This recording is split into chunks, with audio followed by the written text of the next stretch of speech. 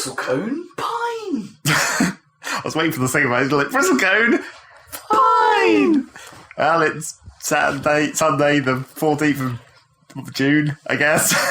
Yes, yes, it is. It is Sunday. E3's tomorrow. Actually, E3's already started, but you know. Has it? Has it actually started? Like, they start on the weekend before, don't they? It just nothing really happens until Monday. Because there were a couple of press conferences that were going to happen before E3. Does that mean they're happening right now? No, the first one's tomorrow. Oh, is it? In fact, I think practically all of them are tomorrow. They're all stacked on top of each other. It's like Bethesda and Microsoft and Sony and that PC thing. I think they're all tomorrow. What is it? You mean tomorrow in our time? Yes. Okay. As in Monday, the 15th of June. Yeah, because I've that makes sense because the show floor normally opens on Tuesday, and and most of the big conferences happen a day or two before. Yes. Anyway, This is a podcast. I'm Zac. That's Rob. Yo, Dan isn't here, which is why this is weird. Yep. Which is why this intro has gone terribly. We just started talking about E3. Yeah, but that's what we're talking about. It's PrE3. Yes, this is a podcast to get out of the way a bunch of news that came out miles before E3 because people just can't contain themselves. No, and these aren't even leaks. Most of these. These are things that just happened. And also, we need to do our regular gaming stuff. Talk about the shit that we played in the last 2 weeks because it's been 2 weeks since the last podcast, and otherwise we'd been talking about it on our E3 podcast, which has already been like fucking 6 hours or whatever as usual. It's going to be a biggie. Probably a multi-parther, I'd imagine. Well, as always. Yeah. Multi-part. Microsoft and Sony, and then Nintendo and all the other buggers. Actually, maybe we can mix it up because Bethesda comes first, so maybe we Bethesda and Microsoft, and then Sony and we normally PC or something. Well, we normally do it chronologically, don't we? Well, yeah, exactly. We just crap through them in the order in which they happened. I guess it depends how big Bethesda will actually be. Yeah, I don't know how long their show is. It's like because I quite like how Microsoft try and actually keep their shows snappy. Yeah. They know what they're doing, rather than the Sony ramble forums. Well, yeah. Well, I don't think it's because Microsoft actually in the last couple years, I think it is, they wanted to put their show on telly simultaneously. I don't know if that's true this year. Yeah, I don't know. So maybe we'll get a slightly longer Microsoft show than normal, but I kind of hope not. I kind of like the it forces them to be slick, slicker than they probably would normally be. I guess. Or you could just be Nintendo and just make a video. Which is also awesome, as it turns out. Although perhaps a little bit too rambling as well, because Nintendo tend not to have that much to say, comparatively. So let's talk to people for a very long time about this one thing. Oh, I forgot. There's also going to be Square, isn't there? That's the other big one now. Square's the other major publisher. Square's presumably going to be bigger than Bethesda. Because, I mean, how much does Bethesda even have? There's Elder Scrolls Online, which I'm sure that they'll talk about for an excessively long amount of time, considering it's shit. Yeah. And then Fallout 4. Fallout 4, Doom. That's the first bit of news. Fallout 4, I guess. Yeah, Fallout 4 is a thing. It's official. And it doesn't look like they've updated their engine all that much. Weirdly, no. It doesn't... I mean, it must be running on something relatively new. Like the Skyrim engine, basically. Yeah, I guess. It depends whether or not they... I bet they haven't tapped their id resources yet to try and make a decent... I don't think are they even going to? So, when is the new engine actually going to come? What's the thing about Carmack? Is there an id to make graphics engines? You know, is that part of... Like, what is Doom 4 even running on? Yeah, who knows? Doom 3 engine again. Yeah. No, presumably it will be, that will be the new id Tech engine, will be, what John Carmack left behind, effectively, before moving to Oculus. But that probably won't be portable into their other kind of game. Maybe not, no, because presumably, given what Doom normally is it'll be relatively small environments. It'll be designed for focused corridor shooter, I guess, rather than massive, sprawling open world. Yeah.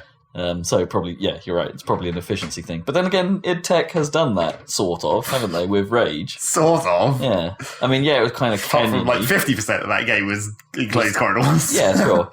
And the rest of it, as I say, was quite well-defined canyons, I suppose, as opposed to big open world. But giant fancy textures on them. Yeah. It looked real good. It looked real nice. It's a good-looking game. And hell, it ran incredibly well, given the fact that apparently it ran at 60 on a 360. That's a hell of an achievement. Although, I guess we never saw it on a 360. No, apparently it wasn't the greatest. The popping was quite severe. Oh, was it?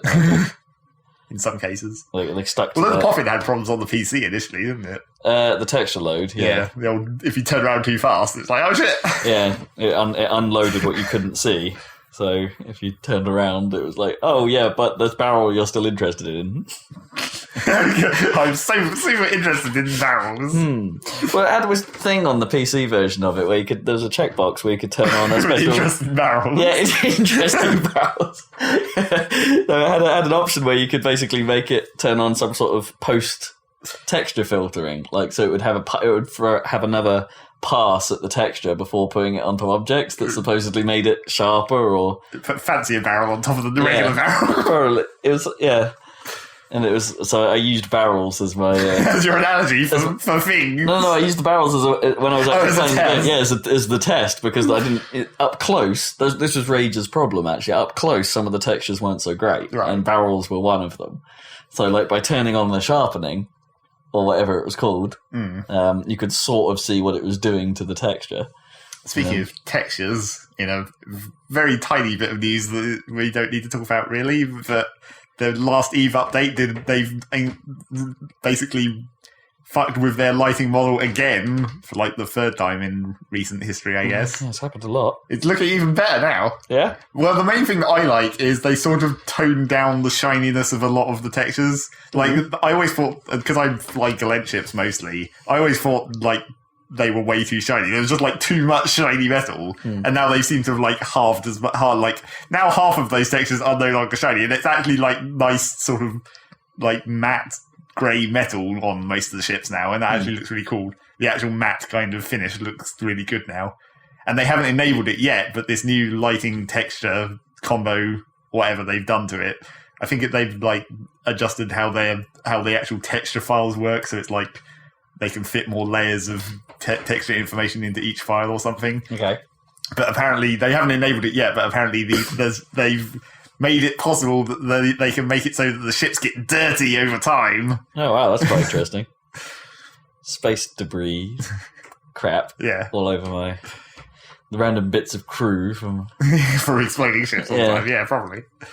And obviously that's tied to all their new skin system. Well, not that new, fairly old at this point, skin system. Okay. They released some new skins in the last update as well. Right. So the old skins all still work, but it's just purely like a rendering thing? Yeah. They had to update all the skins to... Yeah, I think to make them more matte, I suppose. Right? Well, I think some of them have actually been updated, but I think most of them are just straight conversion. Okay. Just like the lighting engine does the work or whatever. Yeah.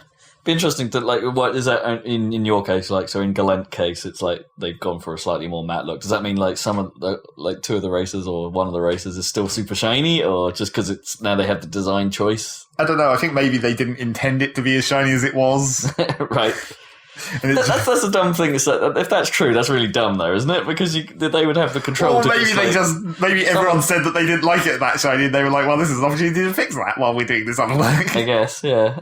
I suppose there's the problem where if you go so super so shiny, like mirror style, that you can't really see the ships in space. Well, I don't think that was necessarily the problem. It was just, I think I said before, it was like that shiny effect was kind of weird in itself, like because of the way.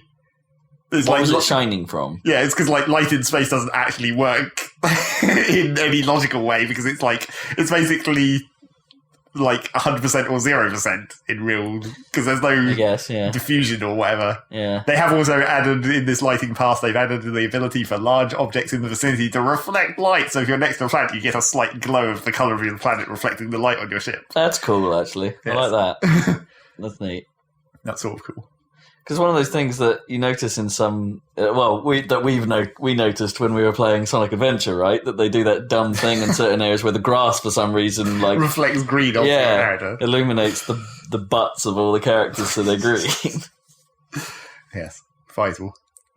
Someone thought of that a little too hard back in the Dreamcast days. Somehow we're able to pull it off on the Dreamcast. Yeah, man, so dumb. So you interested in Fallout 4 at all? Because you were into Fallout 3, weren't you? Well, I need to know more about what the gameplay is like. If it's not any different to fucking Fallout 3 and the other two games that they've made since Fallout 3 that were basically meant that were sort of expansions but not. It's like, is it going to be that?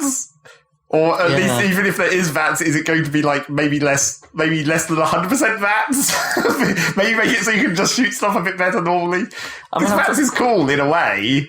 Apart from it always just devolves into turn on VATs, enter headshot as many times as it will let you, and then just murder everything. Yeah, I kind of like it. To me, it always felt like, well, this is the way you should be playing the game. Like, what's the point in using the actual like shooting like a FPS or whatever? Like, I think the main advantage. Except for, like, against enemies, you could just walk, and you don't want to waste time with VATs. Well, yeah. I think the main advantage with VATs, because the gunplay was kind of poopy in itself, the VATs was sort of compensated for the shitty gunplay in the stealth. Because it was like, you could always guarantee stealth headshots, because you could be in stealth and then VATs and then target the head and get the bonus damage from stealth and the headshot. And so it was a good way to take down people real quick from the stealth element. So it combined with that well, but then that just made... You're already doing stealth, which means you're crouch walking everywhere incredibly slowly, and then you're stopping to do VATs every 10 seconds. I think it would have to be there in some form, because the corporate side of me thinks that they wouldn't dramatically change how the game functions. Well, yeah. Because you're effectively alienating a certain set of fans, right? The ones that perhaps aren't so proficient at playing and FPS, also it's but enjoyed Fallout more because they could drop into this mode. And it's sort of a Fallout-y thing. Guess, it's like, you don't have VATs in Skyrim. Sure. You have weird slow-down time powers when you block, but not quite the same. I don't know. I mean, Fallout. Something about Fallout has never really appealed to me. I understand why people like it. Don't get me wrong. It's one of those games, I understand why people get into it and why it's a cool world and the whole like somewhat interesting ways you can screw with the world because you can kill the NPCs and all that. That's kind of neat. Well, I think, but I don't know what it would take for that game to actually appeal to me. There's something missing. I think Fallout maybe was better for me than Skyrim in that the Fallout universe has more opportunities to do weird things, because it's like in Skyrim, if you're going into like a ruin or whatever, it's like, there's probably traps, and it's like it's these generic sort of medieval kind of traps. There's not much you can do with the medieval technology of the Skyrim universe, whereas in Fallout it's like maybe it's weird laser robots, or maybe it's just been irradiated, or maybe this guy has gone insane and set up all these other weird defenses that non-conventional, and then there's bits of the Fallout 3 world where it's like it's actually weird, like compared to the rest of the world. Even like when they did the thing with like the alien mothership and stuff, where they actually did something that was completely different in some ways, in aesthetic ways, maybe. But I think it's like that Fallout 3 world has more opportunity to do weird things than Skyrim, so that lets them fill out the world in a slightly less repetitive way. Yeah, you're probably right. I wonder if the fact that The Witcher... that's the thing now. The Witcher is the most Fallout-like game I could think of. Well, The Witcher 3 has basically screwed anyone who's making an open world game this year, because everyone's going to compare it to it, and apparently The Witcher 3 is fucking awesome. Yeah. I mean, to the point where I'm not normally that fussed about open world games, but even I've got that sort of... I feel like I should check this out. Well, for the writing stuff alone. Yeah. And it's like, and that's what Fallout's going to have to compete against more than anything. I reckon Fallout might actually be a better game, like combat and control-wise. Well, it has guns, I guess. I don't know. Yeah, apart from that, it might work out being a better, or at least more accessible game to actually play. Yeah. But will it stand up to what sounds like incredible writing in The Witcher? That's going to be the battleground. And it seems like they've maybe made the weird decision to make the protagonist have a voice in Fallout 4, which is strange. That's kind of new, isn't it? Yeah. I don't know. I can't see that being good, considering the level of voice acting that they put in all their other games so far. When you say that, or is that just because the bit in the trailer? Well, that's the only bit that I know of, but apparently that means I don't know if there's other information that I'm not aware of where they've said that's the case. I'd imagine that's all people are going on, unless Bethesda have spoken out and said, you can talk now. But that sounds like something they'd leave for E3, right? I mean, theoretically, it's not actually that much of a problem, because you'll still be choosing like one of 3 dialogue options, and then they just record all that dialogue. Oh, of course, yeah. I forget. I suppose you still actually have to speak to people, and maybe it's a little... For some, it's more engaging if that is read. I don't know. Yeah, maybe.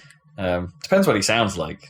Yeah, I'm sure he'll just be like generic guy. They can't actually have a character because the whole idea is you're meant to be playing the character. And then everyone will get pissed because there's no option to be a woman or something. Commander Shepard. Yeah. He will sound like... if they get that, they'll get that just get that guy. Yeah. That'd be weird. This is my favourite store in the bomb shelter. Yeah, clearly. Fallout 4, it's a thing. Yeah. I quite liked that trailer, just in general. I thought it was quite cool. I don't know why everyone was... It's not the most amazing trailer in the world, but it's a neat idea. I saw several people saying, like, that dog looks awesome, and it's like, no, it looks terrible. It looks like a Fallout dog, like about as bad as they always have. The problem is that the first you see of that dog is quite a close-up shot, and that close-up shot doesn't really do it much justice. When you put it next to, say, the Battlefield 4 dog, with the dog punch. Yeah, no, that was called. Oh no, yeah, that was Battlefield 4 Call of Duty. Yeah, that was their. Wow. Everyone assumed it was them taking a sort of sly kick at Call of Duty, wasn't it? Look at the no fur detail. It doesn't actually have hairs. It's just a texture. Yeah. Classic old school style. Yeah, I'm not sure I understand. Fallout was never really about its looks, was it? It was a pretty ugly game when it came out. Yeah. But I mean, in Fallout's case, it's like a lot of that, they get away with a lot because it's a nuclear wasteland and you just make everything brown. Yep. That's how it would be. Welcome to Brown Town. Fallout 4. It's a thing. Yep. What other announcements you got? Well, should we just go through some other game announcements first, sure. I guess, before we do the more important news? There's plenty. XCOM 2? Yeah, that's the other biggie. I don't know about it. It's a bit weird. I mean, I'm not sure. It's a different direction for the series, isn't it? Sort of being the rebel force, effectively. Yeah, but not really, because I mean, the whole point of all of those games has always been like overwhelming odds at the start, and it's just the same. I guess. Well, I never really felt like overwhelming odds at the start of at least the new XCOM. Well, yeah, the new XCOM toned it down a lot, but it was still like, you still die in one shot right from the start because the alien guns are much more powerful. Yeah, I suppose you're right. Yeah, you are kind of outmatched, like equipment-wise, for a while. Yeah. It's not overwhelming odds in terms of numbers. It's not like you're just getting hoarded or anything. Yeah. So we spoke last week. Did we speak last week about this at all, or was it just us? I can't remember. No, I don't think we did. Okay, because you. When you say we spoke last week, we literally us last week, not last podcast. Not last podcast. Yeah. Yes. In this I think we probably did because you had the thought about like, they brought the Snake Men back, and didn't they specifically say they weren't going to do the Snake Men before because they thought they were dumb? Yeah. But it turns out that I think those have come about because they have no ideas at all. Well, no, I think they've come out and said that basically they're styling a lot of XCOM's decisions on community feedback from the first game. Well, so yeah. The community obviously said, well, where are the Snake Guys? And so they were like, well, we better put the Snake Guys in. So which worries me slightly because, the community isn't always right. Well, in that case, why did they get rid of the base and make it a mobile base? Because everyone was bitching about the anthill base and how it wasn't as nearly as complicated as enough. Exactly, you're right. That was going to be my counter argument. That's the thing that then flies in the face of the. Unless that ship is hella upgradable. Yeah, maybe it's like you turn it into a battle star over the course of the game. I don't know. Yeah. Maybe you go to space. Well, you kind of hope that they would go to space because that was how original ended. Yeah, sort of where it was going, wasn't it? At the end of the. Well, I don't mean the last game. I mean original XCOM. Oh, okay. You actually go to Mars where the aliens. Oh, cool! I didn't know that. There's only like one mission, the final mission. Huh. But still, that's quite neat. I really hope it's good. There's another couple of interesting details about this, and that they're not targeting consoles at all. Well, apparently. But it makes me think that perhaps they'll do that later. But the initial release is PC centric. As long as they don't get rid of the gamepad controls. Because those are actually better on the PC. Well, I think that was the problem, that because they designed the first XCOM to be a console game as much as a PC game, that perhaps some of the control got fudged along the way. Perhaps the keyboard and mouse controls got compromised because they designed for gamepad. Well, you think they can actually do it better if they only concentrate on the keyboard? You'd think, right? Because I'm not necessarily thinking that, better, but at least they'd make the keyboard and mouse control better than it was because they'd be targeting PC first, and so they would think, well, keyboard and mouse with Firaxis, I guess. This is what we do, right? They should be able to get it right. The important question is, when you're using this new keyboard and mouse, will the dudes talk to you, or will they still have that mysterious silence? Yeah, that was. Did they ever patch that out? Not as far as I'm aware. Yeah, so that was weird. That was strange. And I'm with you. I did prefer playing the first game on the gamepad because I played the first few levels on the keyboard and mouse. And then sort of just came to the conclusion, no, actually the gamepad makes this much more streamlined. Well, it was just like it had...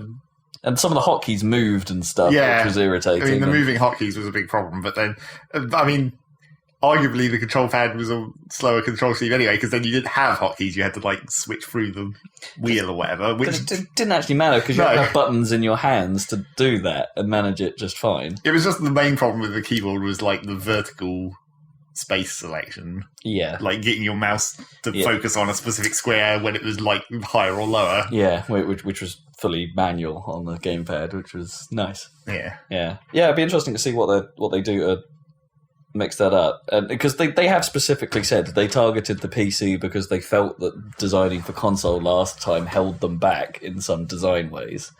So it's I don't know what they. I mean, that's not necessarily the language they used, but they were saying that they would prefer to build just for PC because they felt it opened up some possibilities. What does that even mean? What do they think is like? Do they just think console players are dumb? Is this the secret undertext where they're just like, we can make this game more complicated on PC because we know these PC guys who played the old XCOM actually want it to be more complicated. They're a bit more hardcore. I don't know. Is that what the analytics told them about the console game? They looked at it and said, like, nobody played past the first couple hours of this or something. Yeah, they all got stuck. Yeah. The rate of failure was much higher. Yeah. So sod those guys. Let's go all in on the people that really love it. And obviously, speaking of the rate of failure, apparently you lose is the story. Okay. Apparently now you have got fucked. Yeah, I want to know what happened, but they won't tell you. Well, maybe they will. Yeah. I mean, maybe it'll come out in some of those like cheesy cutscenes. Yeah. I mean, logically, the actual solution is like at the end of XCOM, you destroy the alien ship, and you're like, "Fuck yeah!" And then another one just turns up. It's just like there was no real conclusive proof that was like that was it. Yeah, the uber final death ship. I sort of want to know what they're going to do in terms of, I don't know, the mystery of the world kind of thing, because that's one of the... Well, it is a problem. That's one of the hooks of XCOM, right? In that you're discovering stuff, especially on that first playthrough, where you're just like, oh, this does this. Okay, that's cool. Yeah. And that was one of the things that really kept me engaged. I mean, sure, you just expand on what's there before, but are those first few hours going to be somewhat devoid of surprises because you know that they'll have to build up from scratch again somehow. And like what new technology they're going to come up with. Because presumably all the enemies are still going to be using plasma. Or plasma, and what happened to all the psionics or whatever they call them? Well, they show an upgraded sectoid for a minute in that trailer, don't they? Yeah, one of the sort of beefy sectoid. I assume it's all going to be human-alien crossbreeds, mainly. That's why that sectoid is, like, bigger. I assume that's a crossbreed. That's good. Because that was the whole thing about the aliens in XCOM, isn't it? They're all genetically crossbred and specifically built for purpose or whatever. Yeah, they're designed for what they want to do. Which is probably why the snake men came back. It was probably like, we had the fin men, but now we've taken their snake genes and crossed them into humans or whatever. Or no, we found the snakes on your planet and thought, we've got these snake men, we've got these snakes. Let's just mash them together. Yeah, and make them more snake-like. Bonus. Now they have venom. But yeah, so if you're going... presumably you'll have to start with plasma guns on both sides because that's just like default technology now. Yeah, probably. So where are you going to go? Yeah. You've already done plasma. So, how does it escalate? That's going to be interesting. Because it's got to be there, right? And maybe that's what the surprises are. But, hopefully. It's still one of those things. Like, I'm not entirely sure I want to come across all the same enemies again. Like, and have them... It doesn't look like you're gonna. And have them spread out across the... I don't want to come across one of those bloody discs or whatever it was. Right, cyber disc. You have to have a cyber disc. Oh, yeah. They'll probably be really bad now. Yeah. They've already got such a ridiculous upgrade in that game after the original, where they were just like a thing that shot a single plasma shot. Yeah. Now they have grenades and all that ridiculous shit. And the closing up and opening and all the complication that causes. All the bloody zombie things. Not chrysalids, they obviously have to come back. Yeah, I know they're a bit of a staple, but man, are they annoying. The trouble with Chrysalids is like that one you can't really upgrade. Like, you can't make those any worse than they already fucking are. Yeah, they were pretty bad. Oh yeah, XCOM 2 due out this year. Yeah, in fact, November, right? Apparently, which is also sort of worrying in some ways, I guess. What? Because it's going to be a difficult November. There's a lot coming out this year. It's admittedly been quite a long time since the last XCOM actually came out, but it doesn't seem like long enough. It will be 3 years, won't it? And also they've been busy doing other shit, like Civilization. Sure, but I'm pretty sure they splintered the team back then. Because obviously they can't have been working on this and Beyond Earth or whatever it was simultaneously. There's a Beyond Earth expansion coming. Is there? Do you care? Not really. Because you didn't really like that. Well, I thought it was okay. Yeah. What I found funny about it is that even in the Alpha Centauri version of Civ, they've basically done the same thing as they've done in actual Civ, where, like, the expansion to Beyond Earth is basically putting back in stuff that was in the expansion to Alpha Centauri, just like the expansions to Civ 3, 4, and 5 have all been putting stuff back in. Yeah, that's what they do, isn't it? They do the cycle with Civ is they release the base game and then they release the expansions, and then the next one they release the tweaked base game and stuff, and then the expansions basically add what was in the expansions from the last one. Yeah, so even in Beyond Earth case, they're doing that, but for the Alpha Centauri expansion. So what is this? Well, the main thing that they seem to be talking about is, like, now you can build bases in the sea, and there's a lot more sea upgrades and sea units. And that was basically one of the main points of the Alpha Centauri expansion. There was a new faction that basically starts in the sea. They were the pirates. So all their bases were built in the sea, and they started with a lot of sea-related upgrades. Which sounds quite cool, because it's a somewhat different way to... Yeah, but not really.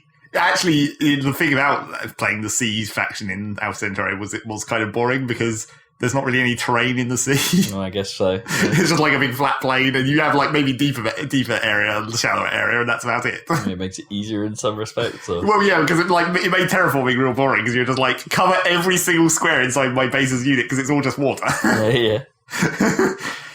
So I just ended up doing grids where it's like alternate lines of mining platforms and solar generators. Maybe it was added because they thought people didn't like the terraforming aspects of Alpha. But... Well, they've already tried to streamline terraforming in a lot of ways, and there's a lot less terraforming in Beyond Earth. Well, it's sort of more. They have more variants, I guess. You don't necessarily just build farms on every farmable square and then mines on every mineable square. Now there's actually you actually have sort of choices to make and you don't have as many squares to work with, I guess. Okay, yeah. So yeah, it makes it slightly more interesting. But I don't... A little bit more trade-offy. Yeah. I don't think that it's it just seemed weird where they made a big deal out of the sea again. God damn it. The actual thing that came in the Alpha Centauri expansion was the aliens. Like the alien factions. That was interesting. Oh, I didn't realise that. So there's a race you can play as? Yeah, 2 races. They're technically the same race. 2 factions of the alien race. And then they have their own like alien type units, but they also have like certain... It basically made like new actual alien units as well. Alien units. Like the planet alien units, like the Mindworms. Oh, I see, right. But so you got different units that started appearing from that as well, like spore launchers and stuff. Artillery aliens, basically. So yeah, that switched things up a bit. And they had their slightly weirder tech tree to go down. So do you reckon that stuff's in this first one, or is that a second expansion? I don't think they can, because sort of in the story of Beyond Earth, one of the victory conditions right at the end is like make contact with the aliens. Oh, right, okay. Whereas in like Alpha Centauri, it was all about like making contact with the planets, and then there's the whole planet merging thing. And the story behind the aliens in Alpha Centauri was like they sort of knew that what the planet was beforehand, and like one of the factions was basically an observer faction who were doing scientific observations of the planet. Didn't want to get too involved, seeing what it would do when it did this whole planet bloom shit that it does. And then the other one wanted to like militarize it, and then they had a fight in space and crashed onto the planet, and then they become factions. Tea. I spilled my tea. Tea. Do you require tissues? No, it's fine. Absorb the tea through your leg. It's fine. So yeah, those 2 factions were basically like the military one and the science one. of the alien ideals. Okay. And then they got tangled up in the whole planet blooming malarkey. That must have really sucked when they blooming malarkey. When the humans landed and fucked up their whole experiment. Yeah. Oh. In the classic fashion. Oh man, come on. We were doing some proper science here. We had some sort of interference happen. Well, our results have gone to shit. But then they ended up interfering themselves. Because, at that point I suppose they have to. I guess. So it doesn't matter anymore. Sod it, let's go to war. So yeah, I doubt aliens will turn up in Beyond Earth. More so than they have already. I mean, the generic mindworm type aliens. They might add more terrestrial aliens then, I guess. But, yeah, more wildlife, I guess, possibly. I guess they'd have to maybe come up with some more sea units rather than just the Death Island. Yeah. Death Island. So Firaxis action. Yes. The Firaxis of evil. Yeah. Well, I hope it's good. As I say, I think they will. If the somewhat boringly titled XCOM 2, actually, it's probably better than a subtitle. Unless it was Terror from the Deep, of course. Then everyone would have been happy. It would have been real funny. But yeah, I reckon if XCOM 2 does well on PC, which, given if XCOM 2 does well on the one platform it's coming out on. But yeah, I mean, if it goes well there, and I find it hard to think that it wouldn't. That maybe they'll port a PS4 or an Xbone version down the line. Perhaps figure out a way of putting their old control scheme back onto this new game, whatever. But yeah, but we don't care. But no, yeah, PC version of the last one was superior. Speaking of games with subtitles. Okay. Make a transition. Yeah. Well, everyone already knew it was going to happen because the game had already existed before the first game even came out here. But like Bravely Default basically already had a sequel, and everyone knew it was going to come out here eventually. But it is. Yep. But it's got another classically name. Well, Bravely Default technically had a subtitle as well. The fairy thing. Yeah, where the fairy flies. Okay, yeah. And so the second one's called Bravely Second End Layer. End Layer. Okay. But of course now everyone's going to be trying to figure out what kind of weird thing can we do with the letters. Letters, yeah. Not much with End Layer. No. And Bravely Second, the second is presumably related to the new system, because that's what they do, apparently. Oh, right. So that's what I hear. The second system rather than the default. The Brave and Default. Brave and Second. Yeah. Not sure what that's going to mean. You take a second. And you default. Yeah. You take a second to default. You take a second and you think about your life.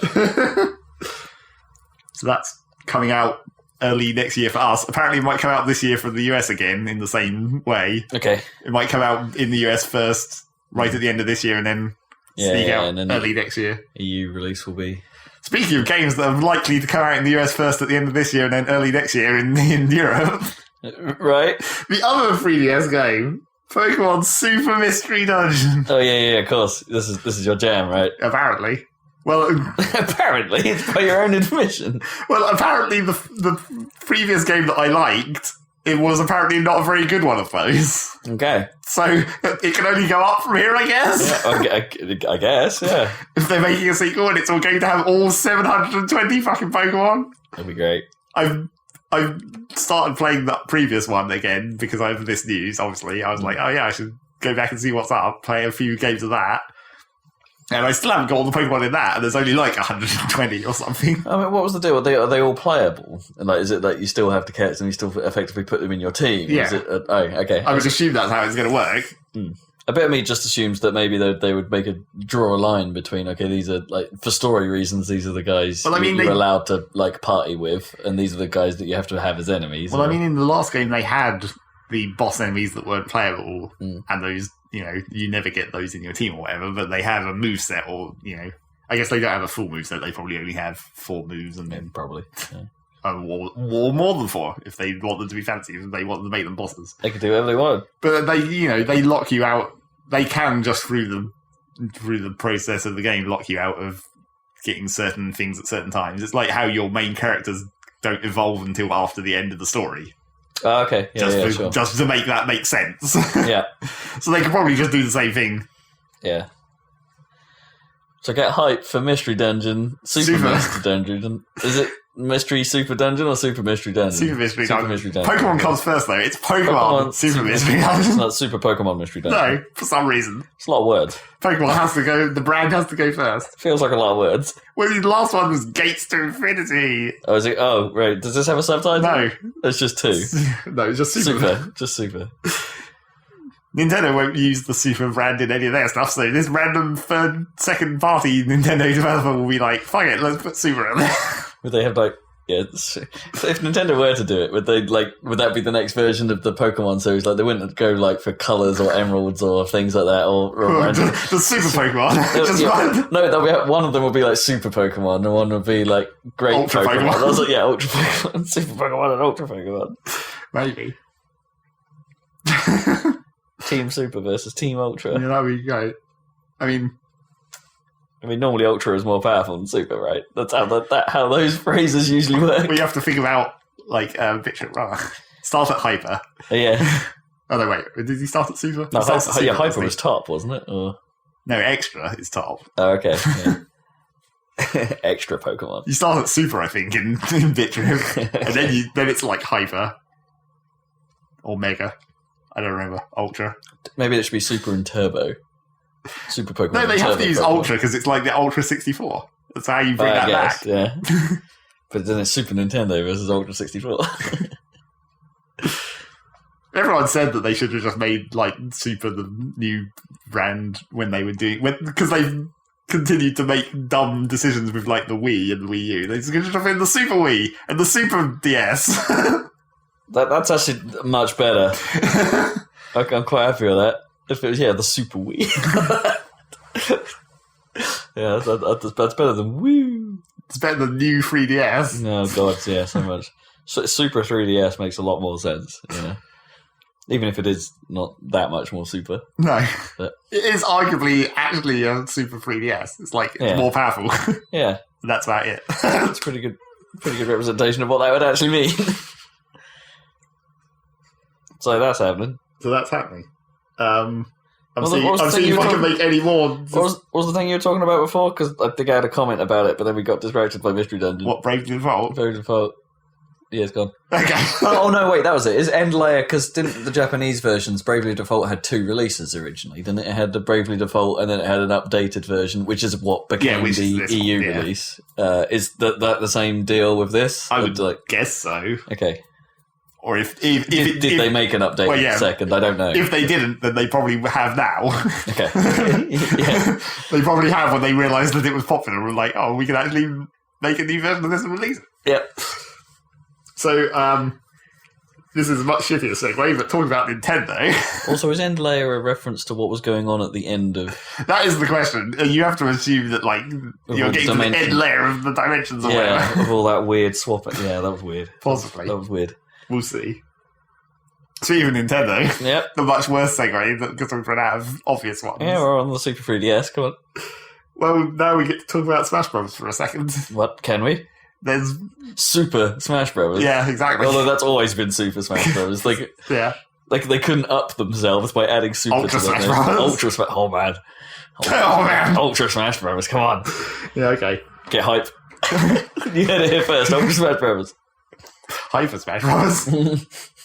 Well, so in the new DLC, I believe it's Lucas has hit somewhere, maybe Japan. Yeah, I haven't seen anything about it here. But so that DLC happened, and people downloaded it, and then did some information digging, as you do. Yep. And read through the code and stuff to see what was in the update. And discovered that for some reason in this update, they've included the classic mode end vignette things, those little 5-second videos of people fighting at the end of their classic mode thing. Okay, yeah. So in the data for Lucas, for some reason, in there is those end sequence videos for Roy and Ryu. Oh shit! So Ryu, this is actually because this has been rumored for a while. The Ryu thing. Yeah. Oh, that's awesome! It's pretty awesome. That's totally awesome. Roy is significantly less awesome. Yeah, Roy is Because he's basically just Ike. Fire Emblem are basically turning into the new Pokemon. Yeah. Although Pokemon still outranks them in terms of how many characters they have. You know, the cynic in me is all like, well, we've got to add another Fire Emblem character because those Fire Emblem amiibos, man. Well, and the new Fire Emblem game, eventually. Yeah, that makes sense. It does make sense. But man, Ryu... Does this mean we're going to get a Ryu amiibo? That's pretty cool. Yeah, I guess. I'm totally a fucking amiibo convert. Got that. They're cool. Even if... They do nothing at all. Yeah, very little. But it's like, part of me is now going... Oh, I'll talk about it later. Yeah, I'll talk about it later. There's a thing. So yeah, that's weird, I guess. I don't want Roy. Problem is, Smash Brothers has... I don't agree with the pricing for the Smash Brothers DLC. No. I mean, it is a bit crazy. But even if it is Ryu, it's like... I'm kind of hoping that they'll come to a point where they can do like a Season 1 DLC pack or something. And if Nintendo even knows that's a thing. I guess they did for Mario Kart, technically. Speaking of which, Speaking of which, on a sort of different tack, I heard about the final updates they did to Season 2 of Killer Instincts and stuff. It's like, I might have to check in and see what that's all about. Yeah, apparently it was a bit crazy. Yeah, the Shadow AI, whatever it's called. It sounds pretty cool. And, I mean, fighting games have tried to do that before. And, you know, it's never worked before because that kind of programming is incredibly difficult, I imagine. Well, yeah. A bit of me wonders if they've been able to sort of like ask Microsoft and be all like, look, you know that Drivatar stuff you've been working on? like how does that work? How can we can we get some help with trying to make that for a fighting game? Obviously, it all comes back to Drivatar. Yeah, everything comes back to Drivatar. Although Shadow, I haven't quite worked out if Shadow is a better or worse name. It's bad because there's already a character called fucking Shadow Jago. So you're making your Shadow Jago Shadow Jago. And also the Shadow moves. So the Shadow is doing a Shadow move. They fucked up, basically. Yeah. They needed to come up with another word for Shadow. Doppelganger. Ghost. Ghost might work, yeah. Fighter-tar. Yeah, clearly. Fighter-tar. Fight-tar. That's it, we've done it. It's not going to get any better than that. The Fight-tar. Well, I think you have to keep Fighter-tar. Fighter-tar. You have to have the avatar part. You can't just have Fighter-tar. Fighter-tar. Or Fiver-tar. Is there Killatar. Killatar. Instinctatar. Is there like a word for like a physical combatant that has a V in it in the right place? Probably not. Wait, why do you need a V? The V comes from drive. Yeah, but it comes from avatar too. I don't think you need the V. A pulvatar. Like a pulverizer. Pulvatar. Now we're just naming Pokemon. Oh, is there one called Pulvatar? No, but there might as well be. Okay, that's my suggestion. Super Pokemon and Ultra Pokemon, when they come out, there needs to be Pulvatar. I guess the other interesting thing that would go back to the Smash Brothers thing. Yeah. The other interesting thing about Ryu and Roy already being in there is that kind of eliminates them from the voting pool of that vote, the community-driven voting system. Or do you not think these potentially? I don't think these were responses. I think these probably existed before the vote had already started, probably. So it's like because Ryu seems like the obvious option, given that they were working with Capcom. Yes, right. I mean, once Mega Man was added, you'd think Ryu or Street Fighter is the obvious direction to go, right? So, but I bet Roy got a lot of votes on that community thing. So probably that's like bring back. That's probably the worst thing. Actually, the vote probably was all about bringing back old Smash characters that people liked. Right? It's like, but this character was great. I want him back, even though like Ike's identical. Yeah. Well, sort of. Kinda. Come on. Fairly close. Yeah. But yeah, so maybe that means like maybe the next submission down has moved up slightly in the community vote plan. I mean, who's going to win? Dr. Luigi. That's just a skin. It's not. I know, but although I guess Dr. Mario is technically a separate character for some reason. The year of Luigi never ends. See, they could have combined Dr. Mario and Mario and just made it one of the customizable moves to turn the fireball into the pill and just had it as a true. They made this whole system that could have solved that problem really quickly. Yeah, they really could have. Yeah. Then you could have had normal looking Marios throwing pills. So You've got normal-looking Mario doing a bunch of other things that he doesn't normally do. Maybe Nintendo don't count Mario and Dr. Mario as the same character. Like they're just long lost twins or something. You know, they made that Dr. Luigi game, so he exists now. Yeah. God damn it. Luigi. They could probably just add him as Dr. Luigi as a skin of Dr. Mario would probably make sense. But then he'd have to have some kind of stupid move because he's Luigi. Well, yeah, I guess. Luigi. They're making a new Dr. Mario game as well, aren't they? Are they? I think so. Oh, wow. I didn't hear that. That's cool. I say a new Dr. Mario game, I'm sure it would just be the same game repackaged and getting into a different... Probably. What do you do with Dr. Mario, really? No one's ever really expanded on it, have they? So who's got to be top of the next Smash Bros. Character list, do you reckon, in the community vote? What's your guess? Well, you've got to think about the publishers they already have on board, because I think if that's going to... Regardless of what was top of the list... Like, they're already have an arrangement with these publishers, so the chances of those being the ones they pick are going to be higher. Well, sort of, but I don't know if there's like that seems like you couldn't make those deals as quick as you would for a community vote. It seems like it would be much easier for a community thing to choose a Nintendo character. Oh, sure, yeah. Like perhaps like some of the side characters from Animal Crossing, or the obvious answers now, but the vote kind of happened beforehand would be Inklings, right? Well, yeah, but I don't know. I feel like maybe Nintendo will do that anyway, regardless of the community vote. Toad. Captain Toad. I don't think he can fight. They wouldn't stop him. They'd find a way. He just doesn't seem like a mobile enough character either. Even for a slow character, he seems really slow. Well, yeah, that's kind of the point in that game. I don't know. I've seen several people saying that they still want Isaac from Golden Sun. So yeah, Isaac's a good choice. But that's not even for the people who like that. Any of the characters from Golden Sun would be a good choice. Yeah, well, I guess. But even for the people who like Golden Sun, that's not very many people. Nah. You might as well put someone in from Brave Default or something. Maybe. But then they don't have a Square deal. No. That would be the challenge there. Square are not worked with. I mean, okay, so who do they have? They have Sega, Namco, and Capcom. Yeah. And as outsiders now. So another like Tails, obviously. Tails is a good... Yeah, any Sonic character would be interesting. Although they can't do Shadow. Well, I don't think they can do any Sonic characters now, though, because then they'd have to Sonic Boom their character, and you'd have to backport that onto the Sonic that's in the game, because there's no way they're going to undo their branding now. Maybe, but Nintendo always go for the classic versions of the character, don't they? Like, even the Mega Man that's in there is kind of the classic Mega Man. Yeah, but that's because the Mega Man deal was weird as well, when they were like, fuck Mega Man at that time. I suppose. They were basically getting rid of Mega Man by that point. Well, they already have for a very long time. Although, isn't there another... Haven't they said there's probably another Mega Man game coming? It's not really a new one. It's like a remastering or whatever. Okay. It's a remaster of Legends or something? Yeah, maybe. Yeah. Tronbon?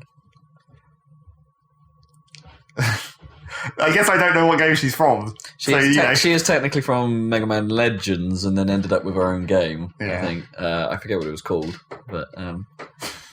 So now you just have to think about Marvel vs. Capcom. Yeah, exactly. But only the Capcom side. Chris Redfield. He's suddenly going to turn up. I suppose they have done Snake, so he wouldn't be that out of place, exactly. I suppose. It would just be a snake skin. Yeah. I did see someone suggesting Professor Layton, and that would be weird. That would be pretty funny. I mean, they did Phoenix Wright for Marvel vs. Capcom, so... Yeah, that's the point. We never saw that because it was DLC. Yeah, well, it wasn't DLC. It was Ultimate Marvel vs. Capcom. Oh yeah, well, basically DLC. Well, yeah, except you said you had to buy a whole new game. Yeah. Oh man, Phoenix Wright would be great. Who is Phoenix Wright? It's Capcom, isn't it? Well, yes. If it's in that game, you have to assume it's Capcom. Oh yeah, I should have thought that through.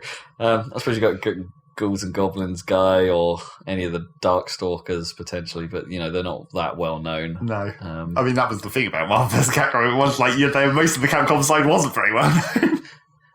Yeah, which is great actually. Yeah, it's Dante maybe. You can't have. I was going to say you can't have Dante because that's more like the Sony game. Yeah. Was Dante in that? You think he might have been?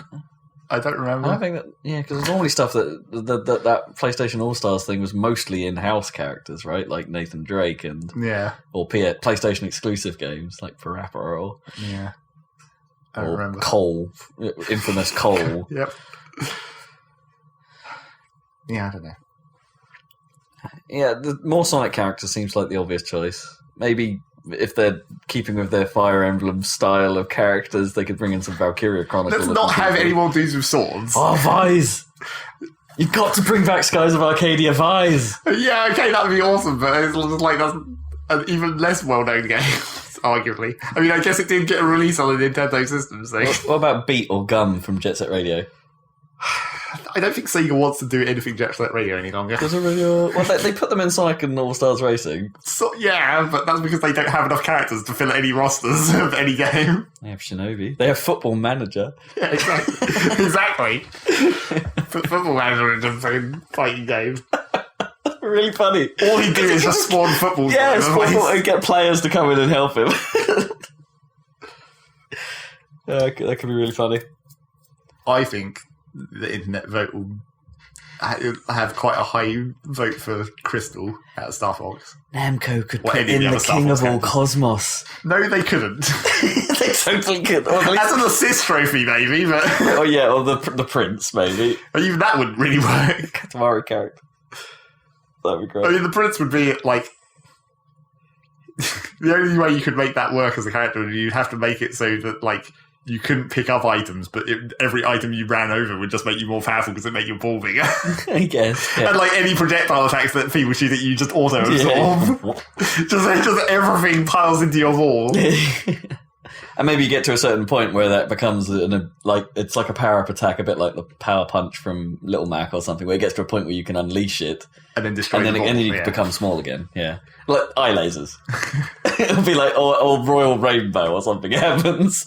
Speaking of Katamari, I guess. Yeah. Did you see the trailer for the new game? I haven't. I've heard about it, but I haven't seen it. Bloody weird. It's actually more like No Boy, I guess. It's actually, I think it looks very similar, where it's just like a cube floating in nothing, in like a weird background, and then you're like things on top of the cube, and you do things. Okay, so it's sort of like an experimentation, sort of like not really a game. Well, someone quoted the dude on Twitter.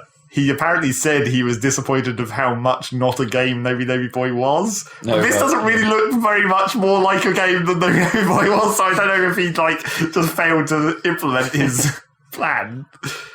Yeah, early days. Maybe what we've seen is prototypical. Press circle button to poop. Right? Well, it seems like... So what are you? Well... Or are you anything? It seems like the main character is like... He's called the Mayor. Okay. He's a green cube wearing a bowler hat. Awesome. And it seems like your main goal as the Mayor is to collect groups of other... I'll call them people. Collect groups of other people and like have them hold hands and then explode. And that seems to be like... That seems to be how you progress the game. It's like get 15 people together and then explode, and then you level up or whatever. And you make a bigger town and get more people. Get more people to join together. Well, it seems like his sort of style of his notion of gameplay, right? You do one thing, get slightly bigger, and then do that thing again, but on a bigger scale. But so obviously, like the people are various things, like a flower or a poop or a toilet. And it seems like you can like transfer control to these other characters, and then they have special abilities. Okay. Like the Mayor has the explode for when you're progressing, and then the other characters have like, you can be a rain cloud, and if you rain on a flower, it grows, and then that turns into a new character. You know what this sort of sounds like, actually?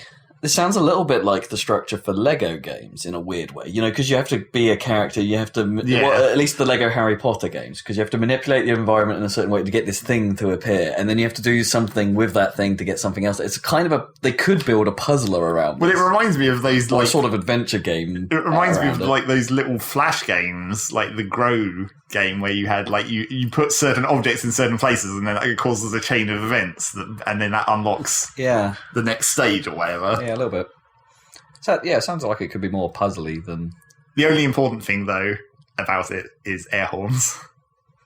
One of the characters is like a turntable, and if you select him, his context-sensitive menu thing is just party, and you hold it down, and it's just air horns. And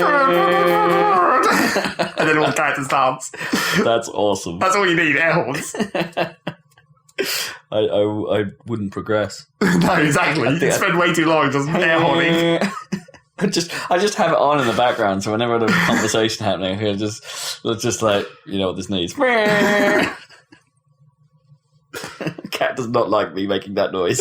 Cat is not impressed by your air horns. Yeah, stare me down. So, what else is in game releases in this list that I've made? Not really related to E3 in any way, but I suddenly, on Steam, there was another game by the Infinifactory / Space Game guy. Really?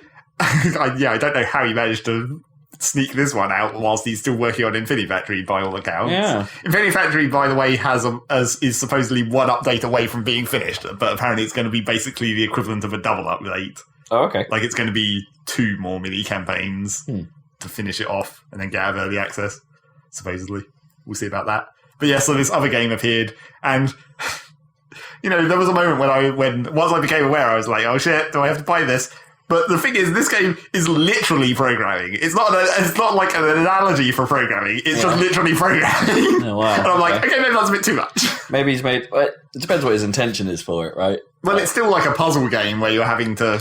Puzzle game for coders. Yeah, maybe. You're like having to write code and you're limited by like how much code you can fit in a certain like memory space or whatever. I wonder if they're going to make it weird, like you have to write code in a certain space, like as in a certain... There's a physical window in which you have to try and organise your code structure. Well, it does seem like there's like a grid of 9 squares and then like arrows between them, so you like run sequential code or whatever. I don't know. Weird. So yeah, I looked at that for a minute and I was like, that's maybe too much like actual programming. Yeah. We'll see though. Maybe it'll come down in price at some point and I'll just be like, fuck it. I think it's cheaper. Like, it's not very much for game. It's just like an experiment, I guess. Okay. Right. Apparently it has like maybe the crux of it is that the computer that you're programming has like an actual manual, like a PDF manual. Oh, so you can actually like look up information to try and puzzle your way through the game and find out the secrets. Maybe this is another attempt, because that's always been our sort of perhaps our feeling about what he's trying to do is to give people like an introduction to the concepts of programming, maybe, and now it's just maybe get them in, and it's like so now I've made another program. Now I've made something very programming light that is more explicitly programming. Like, okay, here's your training guide to basic programming. Yeah. Okay. Weird. Yep. Weird. I'm still waiting for the last Infinifactory patch. Apparently, there's going to be along with these 2 mini campaigns, he's going to wrap up the story. Well, maybe he hasn't really said anything about that, but he's also mentioned that he's basically ideally going to make the level editor the actual level editor he used. Like, it's going to have all the options for the different terrain and backgrounds and actually editing the terrain. Okay, sure. And all that kind of stuff. So ideally, that would be awesome. Because it would be better than that fucking green hanger that you're stuck in. It's a weirdly shaped hanger, right? Yeah. Yeah. You could build nice... I wonder what the limits are. Like, how big a level you could make. Yeah, exactly. So we'll see about that at some point. Cool. It's been a while since there's been any updates for that. I assume like he's done with patching the previous version. Maybe, yeah. So it's now just all work for the final feature build. Well, yeah, and then patching the final. Yeah, well, yeah, obviously. Yeah. That's all I have for game releases. You got any more? Yeah, I got some more. So, least interesting bit of news probably, and most expected bit of news probably, is that because there's no Uncharted game this year, because it got pushed to next year, they're releasing the Uncharted Collection instead. Wow. Yeah. Weren't they doing that anyway? I think that they hadn't... Everyone had assumed, but they hadn't actually officially announced it, I don't think. So it is going to be... I would imagine it's not a full remastering. Well, no. But it's effectively a re-release of 1, 2, and 3. And that will be running on PS4 at 60 frames per second in 1080, of course. Hopefully. So, yeah, who knows what touch-ups they'll do. It'll probably be a very light touch-up version of perhaps like what they did for Last of Us. Yeah. Like slightly better effects here and there, like better quality effects. Maybe some of the original the original texture quality they had, but had to scale back for the console. Who knows? I bet that's what happens with a lot of these things, actually. It's like they realise, oh, well, we can actually use some of the original assets here. These assets that we actually kept. Yeah, but it depends how much of the engine they have to then modify to make it able to deal with these larger assets, for instance. Maybe there are some limitations in how the old engines manage memory, for instance. That... Well, you still have to assume with the PlayStation that their main problem is just the architecture. Well, yeah. Still. How they convert from cell to standard x86, yeah. Or x64, whatever you want to call it. Yeah. Yeah, so that's coming. That's the thing. That'll be out this year, they say, which I guess fills their gap. Because Sony have a bit of a bad year in front of them, don't they? And I think they've even themselves said, yeah, our lineup's pretty sparse.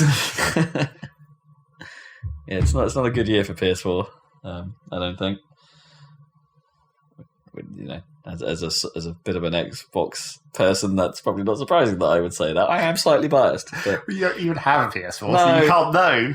You can't see it. You can know, but it's still the third-party platform of choice, probably. Like Witcher 3 is probably better on PS4 than Xbone, but then I think they said that the Xbone version has to run on what is the equivalent of the PC's low graphic settings, you know. Stuff like that. Well, I think a lot of times The Witcher 3 is going to have to run on low graphic settings. You're right. Maybe that's been true of most of their releases at the time. I don't know. So that's the thing. EA have teased the existence of Plants vs. Zombies Garden Warfare 2. Well... Shit, yeah. Okay. Oh my god, yes. But how could that... shouldn't that just be DLC, really? Probably. Do they need to make a whole new game? Maybe. I mean, I guess the problem is if they make a whole new game, then that's more revenue. Like, just updating the original probably wasn't earning them anything because they updated it for free constantly, and the only way they could potentially get money out of it was through microtransactions for coins. But, you know, that was the hook of that game was earning the coins through gameplay. Despite the fact the game being, you know, pretty awesome. And it hasn't been updated for months. Well, no, obviously. Because now they started working on that. Yeah. I don't think it's been updated this year, in fact. But yeah, I'm excited. Maybe that will be next year. Like, you know, if this trend continues, like maybe it won't be next year. I'd imagine it might be another year later. But I liked Garden Warfare a lot. I liked Splatoon a lot this year. It's like, is that going to be my, my casual shooter of choice next year or whenever it comes out? It's like they're hitting big with me at the moment. These sort of casual multiplayer games, or at least slightly less hardcore focused multiplayer games. I guess because they're great. They're really great. And I played the PC version of Garden Warfare a little bit recently, and a little bit more. And it's just like that's great too. Plants vs. Zombies. Where's Titanfall 2? You're going to be making every goddamn game every year. You know what? That's a good question. That could fall under one of the things EA might announce as well at E3. I guess. I mean, maybe they sort of teased Plants vs. Zombies now because of the weird way that PopCap announcements have gone down at EA. Or because they're dumb every time. Yeah. They're like, you know, no. They didn't want to do a dumb pose. Yeah, or a Peggle 2 jump. Yes. Woo! Yeah, PopCap at the conference doesn't necessarily sit that well. So that's got teased. A couple bits of more Microsoft news. It's Microsoft news this time. They've confirmed that there's going to be a 1 terabyte version of the Xbox. I said game releases, not news. I have a bunch of other news, but if you're going straight into news, I was finished with the game releases. If you want to talk about game stuff, there is Bethesda have accidentally announced Dishonored 2. Okay. Well, they said that there was an announcement for something coming, and then someone said, "Oh yeah, we're going to be announcing Dishonored 2." So they announced the announcement of Dishonored 2. So it's like, well, you don't need to do the announcement now. So that's 3 things at their press conference. Yep, I think we pretty much. I guess we overlooked that because Dishonored didn't really fly on our radar before. Yeah. And it's but I didn't actually realise that was Bethesda. A bit of me thought it was Squeenix for some reason, but I suppose Squeenix had Thief. Yeah, that was why it was confusing. Yeah. So that's going to happen. We'll be seeing that. Microsoft has said what we won't be seeing. Anti-game releases. Which is weird, because actually what we won't be seeing is most of what we saw last year. or what was announced last year at least. So there's no Crackdown news, there's no Quantum Break news. God damn it. How is that not happening? And there's no Scalebound news. Although apparently all three of them will be talked about later at the year at Gamescom.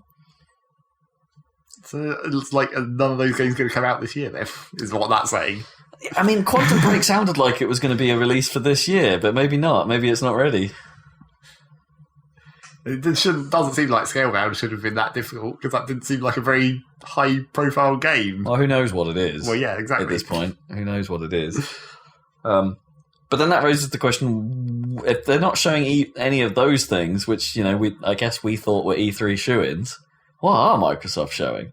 I mean, Halo, obviously. Well, they're showing all the boring stuff: Halo and Call of Duty and Forza 6, Forza, and yeah, they'll get the COD announcement. Of course, they will. And that would fill up the time. That'll fill up their hour. Just those three? Probably. They can do it like that if they want them to. I suppose we'll hear more from Fable. That Fable thing. Well, I think it's whatever that's called. Legends, is it? Or that weird... The 4v1, yeah. I think it's fairly clear, talking about news that we're about to talk about shortly, that there's going to be quite a bit of hardware time in the Microsoft conference. Sure. Yeah, the terabyte SKU and the new controller. But that's not... But they've already said all that. What else can they add to that? But that doesn't mean they're not going to do it in the conference. No. Because the conference is their TV thing, as presuming it's still on TV. Yeah. They want to summarise it all. But I guess they can't spend long on that, though. Yeah, that's all my game news. Okay. That's So 1 terabyte Xbox. 1 terabyte Xbox with a slightly different finish. Apparently, like they're getting rid of the shiny bit and making it more of a matte black. Wow, that's good, I guess. Yeah, because the shiny bit picks up all the dust. Yep, that's the classic problem. Yeah, I mean that was expected. No word on whether they're going to be. Presumably, they're not going down the route of making the drive replaceable. Although everyone wants that, of course. If it's a terabyte, I think you're pretty much good. Well, you say that, but yes, I do say that every time because you always complain about your computer getting full, and you never have less than like 200 gigs free, even before you got your fucking external server backup. I like to stay at 50% on my PCs. I like to stay at 50% because that supposedly is the optimal point for the hard drives. 50% of an entire terabyte. Yeah. But the thing is with that, on PC, I feel a little bit more confident that Steam's not going away anytime soon. Whereas, like, I don't know, a console, where now you have to install games on your console and they're like 50 gigs. It's like, it fills up pretty quick. Like, I'm full on my 500 gig Xbone.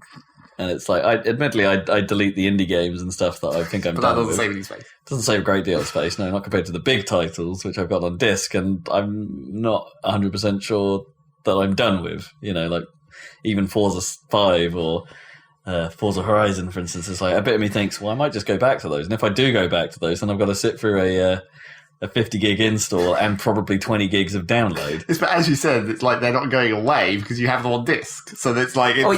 Kinda. You're not risking losing it forever, like whatever it was. I suppose not, but I wouldn't be able to get hold of my DLC, I guess, or anything. There maybe, or maybe the save file wouldn't be compatible. There's all that kind of... Yeah, but if you're going back to a game at a point where it's been long enough that the game is no longer available on download service, you probably don't care about your save file that much. Yeah, maybe the save file isn't an issue. It depends what it is. You probably want to start over ananyway. Depends what it is. If it was, I suppose if we were talking like, if it was a game from like the GameCube or N64 era, and you might want the save for the multiplayer unlock. Well, yeah, exactly. Like, that's like Smash Bros, the classic.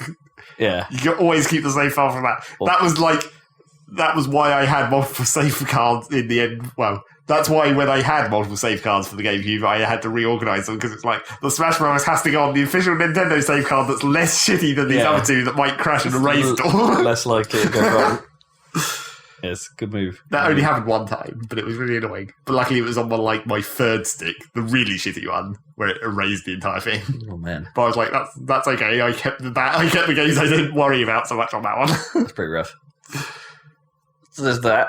The other Microsoft hardware thing is there's a new version of the controller, which has as well as the proprietary port, will have well, actually, no one really knows if it's got just the proprietary or if it will have that and the 3.5mm headphone jack. Yeah.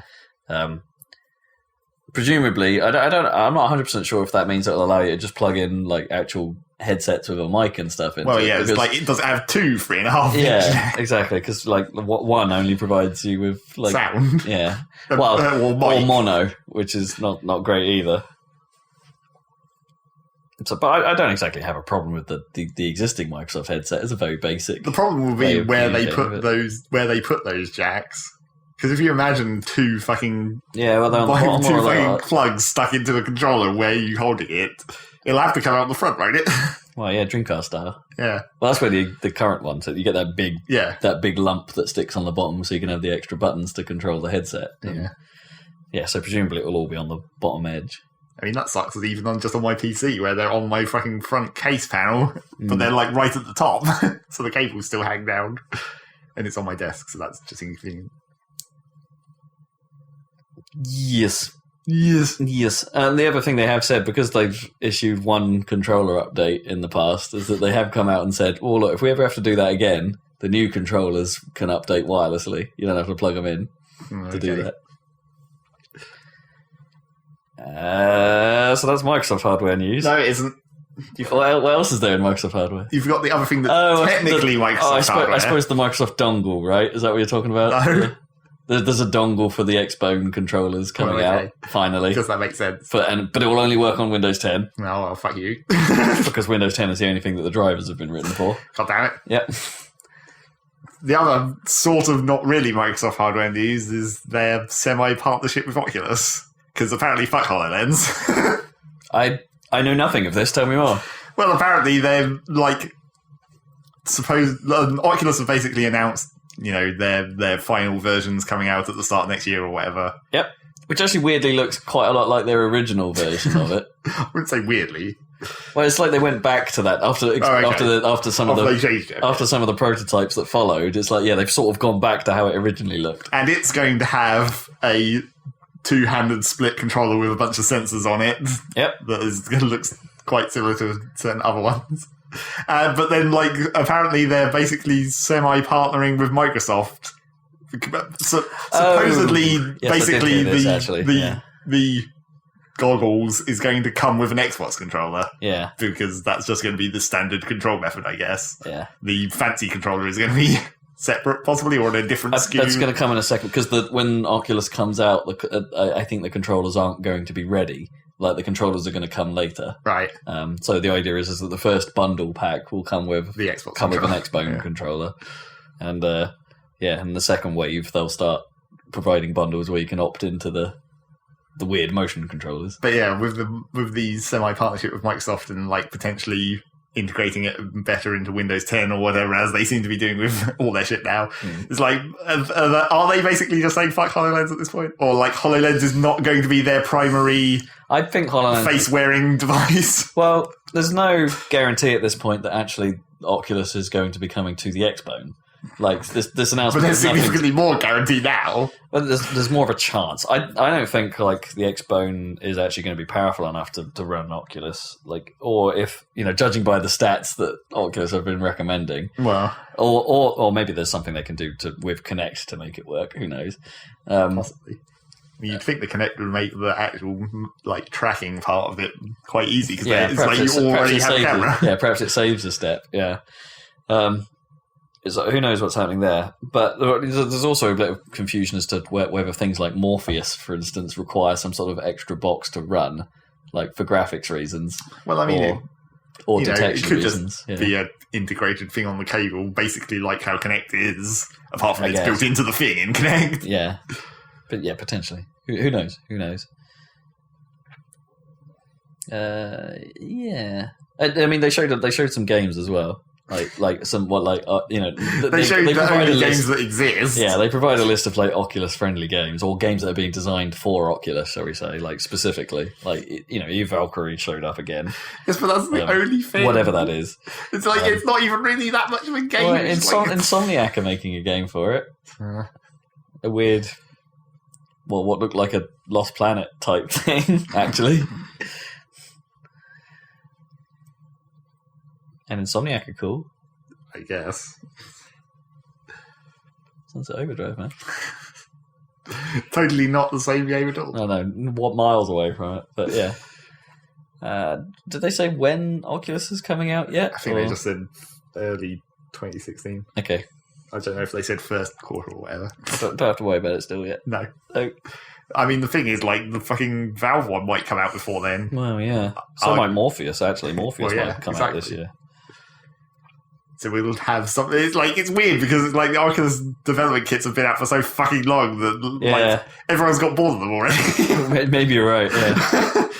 Or maybe the fact that there's been so much talk about them, but no actual, no real output. Yeah, there's no proof in the games yet either. Well, no, like, really, no one's designed something that would be a perfect Oculus experience. Apart from Elite. Yeah, Elite's the closest I think that we've got. Yeah.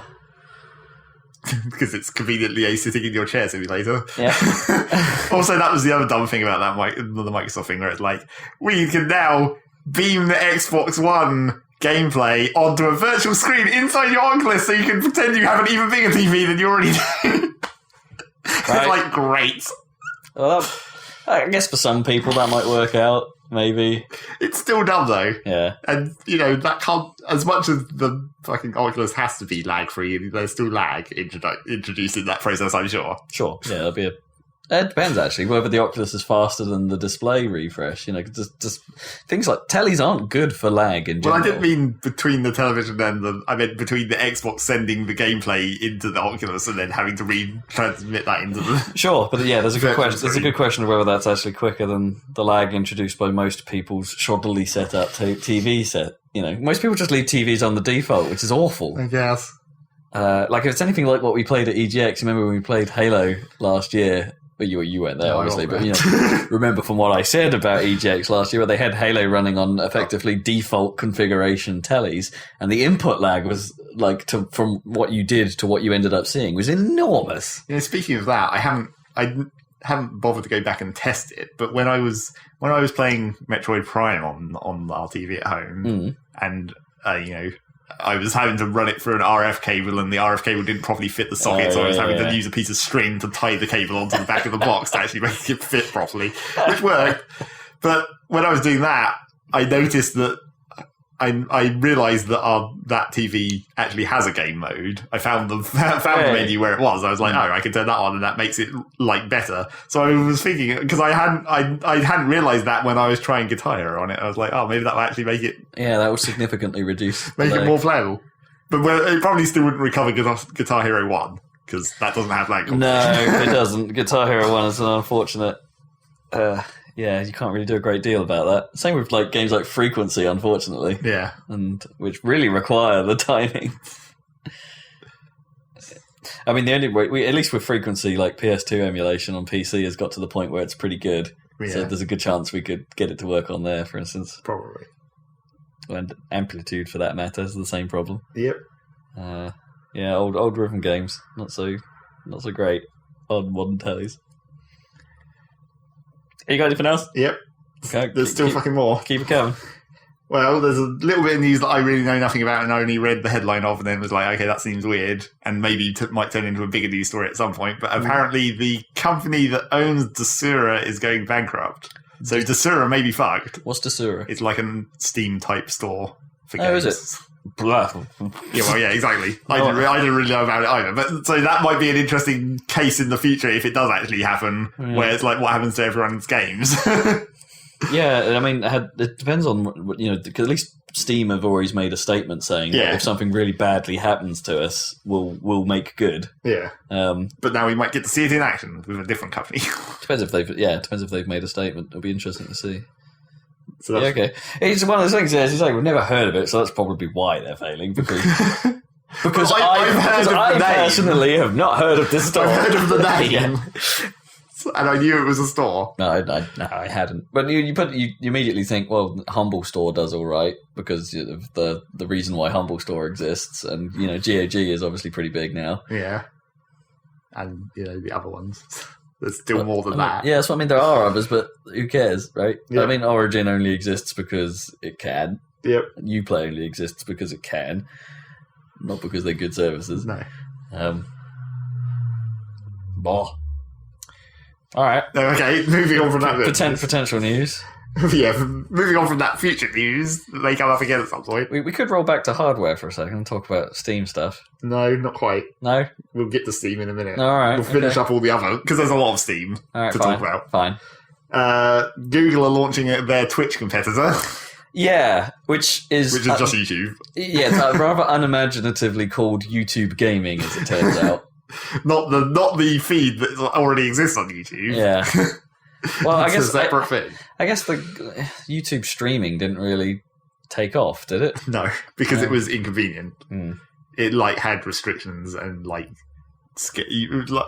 don't really know, but supposedly you had to schedule the streams. Oh, weird. In advance or something, which apparently they're going to get rid of for this Twitch thing, because obviously, who has the foresight to think ahead? Well, what streamers are organised enough to sort that out? I mean, unless you're the biggest of the big, right, and your life depends on streaming. Yeah. Then who's going to do that? But yeah. So Google making. I don't know. It had to happen. Right? Well, it was after they didn't buy Twitch. Yeah. Whereas, do you think that was actually where they were well, we can buy Twitch for $2 billion, or we can just make our own? Was it? I think Twitch sent a tweet out saying we approve of the competition or something like that. #Kappa. Yep. It was basically the same thing that Skylanders did when Disney Infinity started up. Where of course we will. Come on then. See if you can take us down. And then Disney did, because it's Disney. And Skylanders was bound to fail. They haven't really taken Skylanders down. It's just that Skylanders hasn't innovated in a while. They kind of have, just no one's really talking about it. Yeah. Well, Skylanders have got another game coming. Well, yes, they have. But they're sort of just clinging on. I suppose. I mean... I guess the problem is that is Skylanders as a franchise sort of dead, whereas Disney Infinity can be anything. Yeah, they can just go on forever with all their properties. Has Skyland, regardless of the toy or quality of the games, has Skylanders just run its course? It's just like Skylanders. The Skylanders will probably cling on for quite a while, just because of, at some point you have an install base for these toys, and because they're physical things. Yeah, they're not really going to go anywhere for at least a few years. Until the children grow out of them, I suppose. And then that will just instantly disappear. Yeah, it depends whether, the problem I guess Skylanders have is whether the appeal of those toys really lasts. And I'm fairly sure they probably don't. Yeah, because they're not Disney. They're not exactly cultural icons. No, apart from Spyro. which is tenuous at best. Extremely tenuous. What's that? Well, I guess now we can move on to Steam. I'm out of anything non-Steam related. Steam! So we got some prices and stuff about the Steam hardware. Which is going to come out this year, apparently. Yeah, so 40 quid for a Steam controller. Which is okay. That's average now. It always feels like 40 quid feels too much for me. Even on current gen controllers, which are about that price, that feels a bit high. I'm used to the times where they were 30, which is admittedly not a massive jump, I suppose. But it's 30 feels like an appropriate price for the hardware. Weirdly, I don't know. That feels like a good, especially if you're thinking about getting a multiplayer setup and stuff like that. I don't know. 30 feels like a slightly more manageable number for some reason in my head. Although 20 would be the ideal. 20 is that would be ooh. So that's a thing. The Steam Link device also has a price, which was purely for Steam streaming, isn't it? Home streaming, whatever it is. That's also about 50 quid, was it? 50, 60 quid? I actually can't remember what it was. It wasn't that far. It wasn't too far removed from the price of the controller.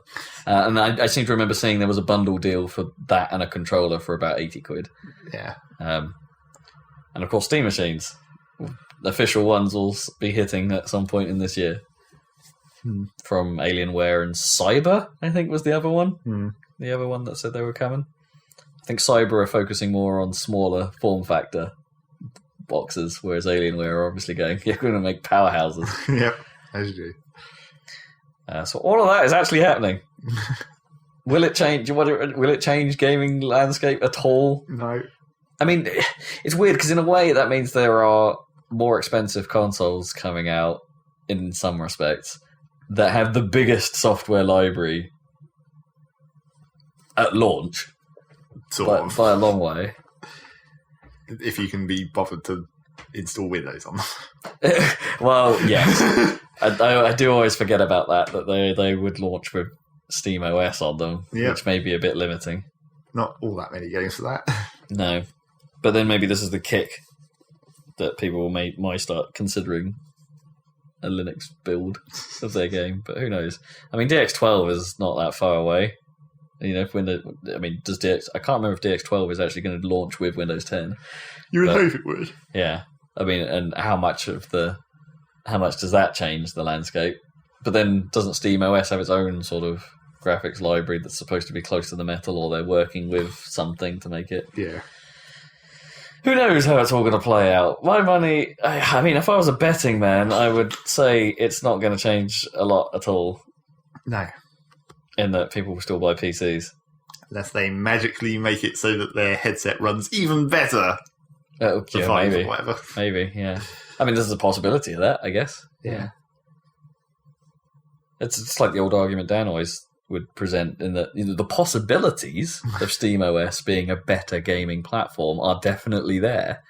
Whether they will come to anything is anyone's guess. Yeah. Alienware will probably just sell a Windows version of their boxes, won't they? Yeah, probably. Yeah. I won't be able to call them Steam machines at that point, but I'll probably just call them media gaming PCs or something, or living room gaming device. Possibly. What other Steam news is there? The Steam refunds. Oh, really? How did you not hear about that? I sort of did, but I don't know the details. Okay. Yeah. Well, I don't think there's much details to know, is there? Well, how does it work? Well, you can... I'm not sure how it... I think it's still like a contact support thing, which is... Steam support has never been the greatest to deal with, but apparently if you want to refund the game for any reason before you've played 2 hours of it, then you can. Supposedly. Reasonable caveat if you can't get it running. Well, yeah. That's obviously the main thing, but and people were immediately thinking of the doomsday scenarios of every game that takes less than 2 hours to complete, which is quite a lot of games, in actual fact. True, yeah. And, obviously that would be, if people refunded... Presumably there must be, some kind of, algorithm they can run on someone's account to be all, they refund everything. Well, yeah, obviously. Therefore there's the abuse department. Yeah, we're just going to have to put some sort of flag up on this account to say, all right, if they're refunding it, you're going to have to, seriously make sure that they're doing it for the right reason. And there was the other doomsday scenario of, what if you download a game, disconnect your computer from the internet, play the entire thing, turn Steam back on, play half an hour so your Steam clock says played half an hour after you've deleted the cache, because you can fuck with that, and then refund it.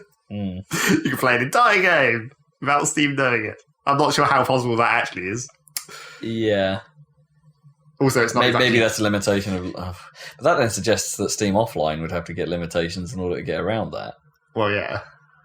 I mean, the idea that you can... Unless Steam Offline is a lot more resilient than we give it credit. The idea that they couldn't somehow detect that even though you can delete the cache, because caches. Cache. Cache. That's just the classic... The whole time played on Steam thing is fucked in most cases regardless, even if you are connected to the internet. Yeah, and there's been plenty of times where that stat has just been completely removed from my account. Yeah. I'm sure that there are games I have a ton of time on and they're just well, you haven't played this. Yeah. Or it will just show the last purchased date or whatever. Or just last played some number of years ago, but we don't have the time any longer. How did that happen?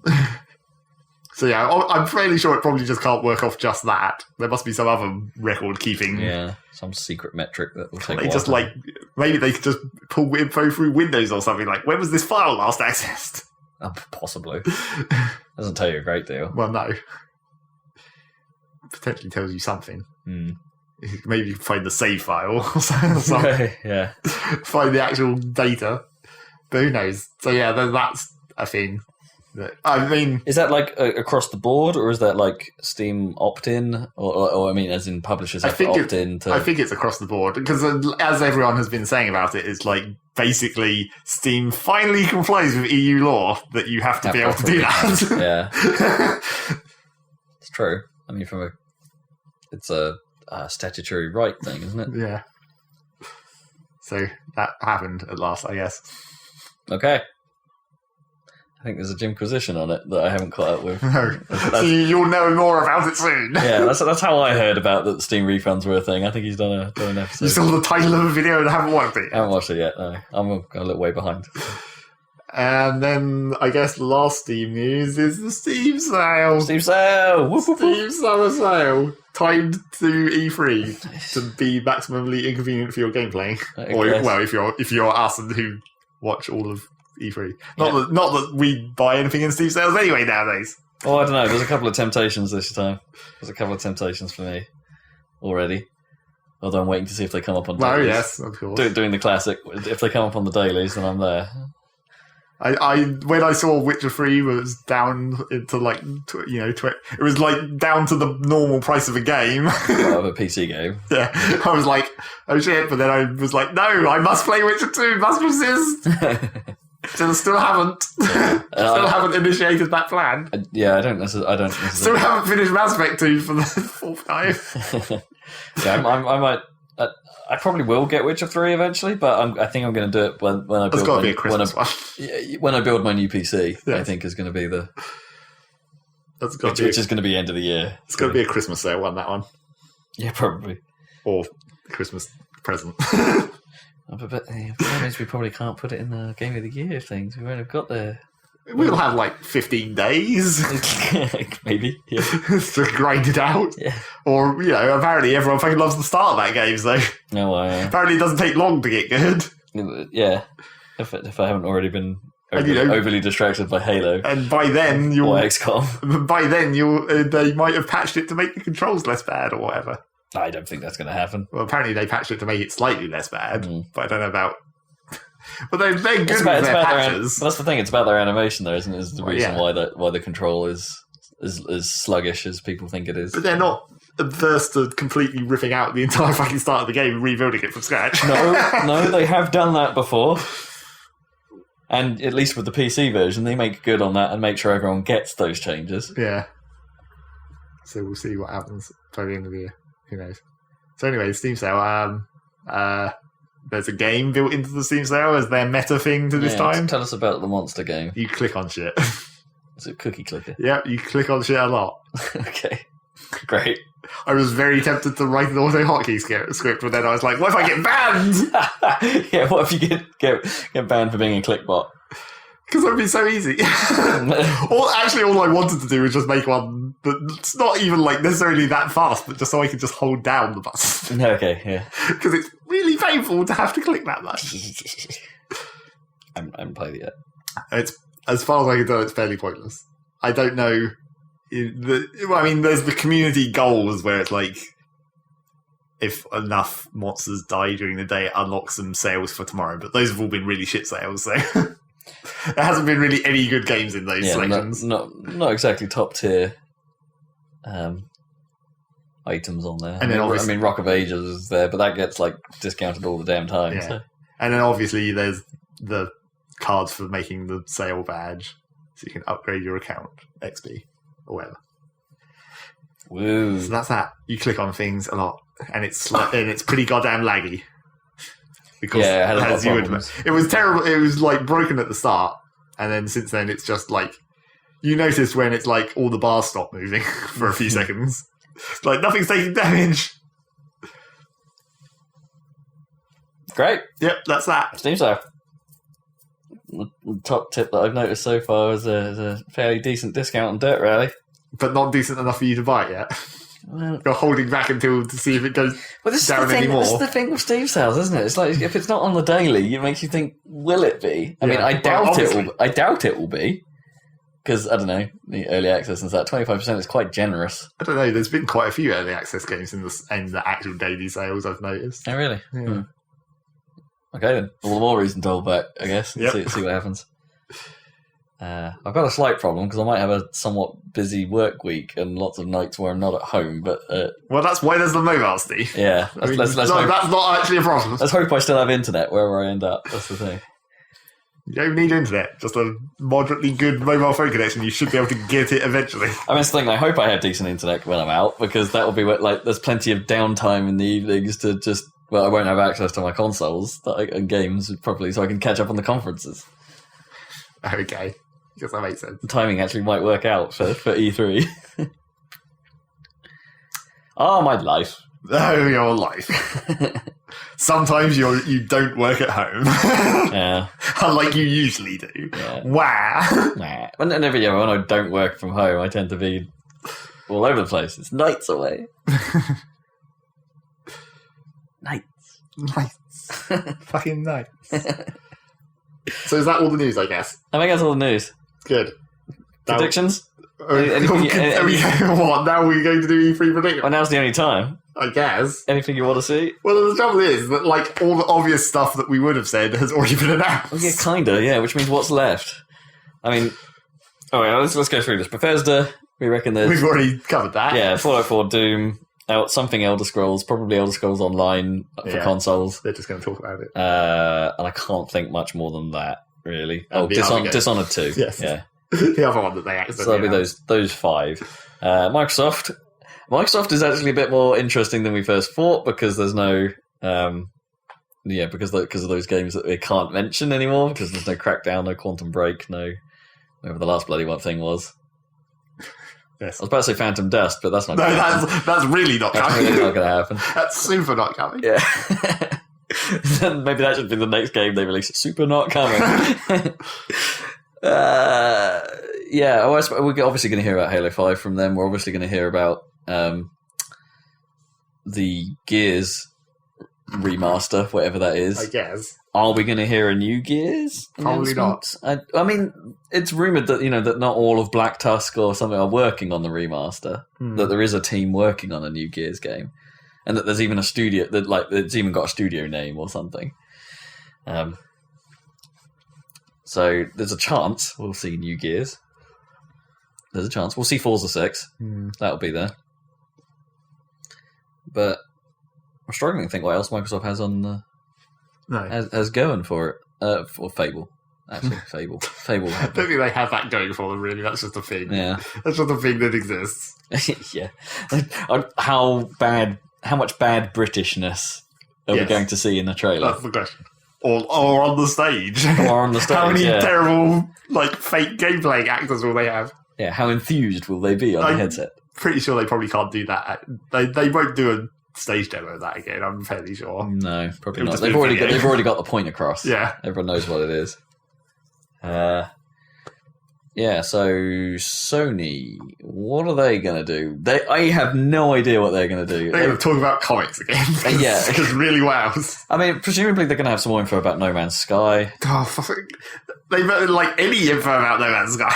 Presumably, hope that game comes out this year. Come on. There's that other puzzle game. What's that one called? I keep forgetting it. Puzzle game. The really cool one where you're walking around and there's consoles and you do a thing by that guy who keeps making puzzle games. The Witness. Yeah, that one. Yeah, that should be there.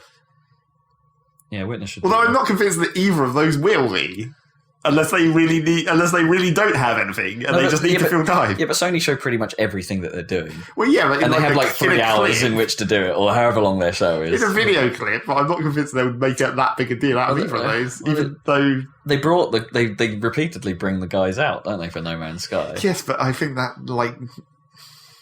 they can't because they have because no trailer in a Sony conference needs a 5-minute build up. Well, that's true. But there's they can't keep doing that because at this point everyone is really bored of info. Well, in fairness, everyone's quite bored of Sony conferences. They'll have that one moment which is talk worthy, for either a stupid or a great reason. Yeah. And the rest of the conference will just be dull. Numbers. They'll bring back the graphs. The graphs, yeah. Something about online play. Something about rear view mirrors. Well, actually, funny you should say that because they'll obviously be talking about PlayStation Now, and they'll obviously be talking about PlayStation View. Oh yeah, that weird thing, their TV service, whatever that Is that what it is? TV film sort of thing? Yeah, Netflix. Whatever it is. Netflix for PlayStation. So they'll be talking about that. And they'll probably involve powers in that, maybe. Or maybe they'll distance themselves from that. That would be great if that did come back, because that would just be interesting to see what they do with that again. I mean, do they bring out that will guy? Will it be exactly the same? Yeah, will they have learned anything? No, I bet not. If they do that, they won't. Are they going to say anything about the Vita? I bet they won't. No. I mean, there's not anything to do with that now, really, is there? No. I mean, they can't particularly talk about anything Konami related. Maybe because the Metal Gear announcements have all happened at Microsoft's conference before. Yeah. So unless Konami they trade it back, yeah. Yeah, because the PS4 version was in theory the best version of those when Ground Zeroes came out. Until the PC version came out, of course. So yeah, who knows? Sony is going to be a weird one because they'll show some Uncharted, right? They'll officially show the Nathan Drake collection. They'll show us another clip from Uncharted 4.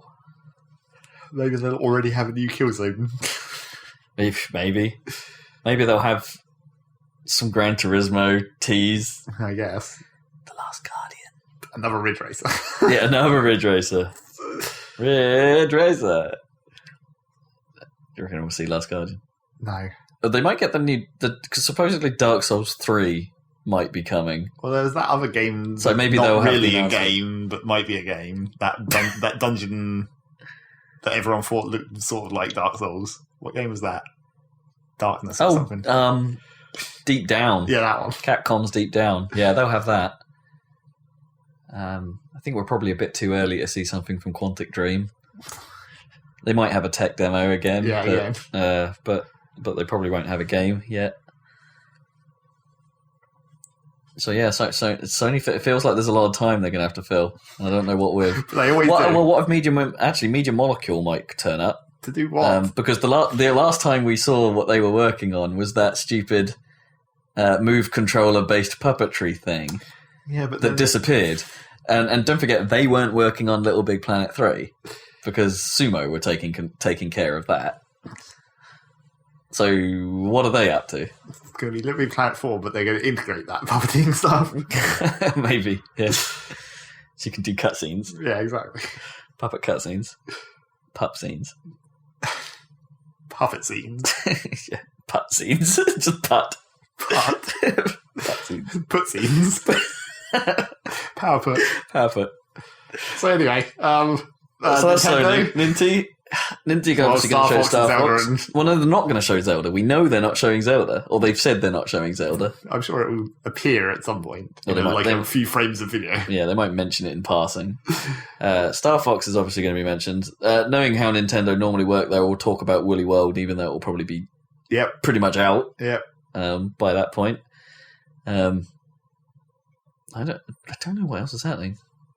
Actually, Ninty side. What else could happen? They'll talk that. Well, they will talk Splatoon and what's coming over the summer. Yeah, they might do the Smash Bros. DLC as well for the hell of it. Yeah, fill up some time. I mean, we know they're not going to talk NX. We know that, and then we know they're not going to be talking mobile yet. Presumably, we'll see some Fire Emblem, maybe some Xenogears. Xenoblade, sorry, not Xenogears. Yep, the other one. Yeah, I don't know. Ninty are probably at risk of being quite unexciting. They've always... I mean, unless Star Fox ends up just being amazing, and then my brain will turn off for the rest of it because it will just be like Star Fox, man. That's what they've done every time. Like every one of these, pretty much all of the times that they've done it as this video conference, it's been like that, where they've done and somehow they've always timed their releases to happen just before or very near to the thing, so it's mostly uninteresting, and then they sneak in a little... There'll be something new. Yeah. Like Mario Maker, I guess, might be in that. Oh, of course, yeah. I keep forgetting about that. Mario Maker will be there. Well, they did kind of trick us with that with Zelda last year, didn't they? It's like, yeah, is this Zelda thing? Oh, yeah, by the way, here's a bit of clip. Here's a clip and stuff. Yeah, barely. Yeah. That would just be the position that Star Fox takes this time around. Yeah, I guess. Now they can actually say that it exists rather than just having a blurred screen.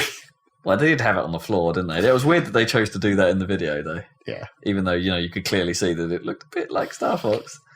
And Shigsy could only say, yeah, I'm working on this thing. It's pretty cool.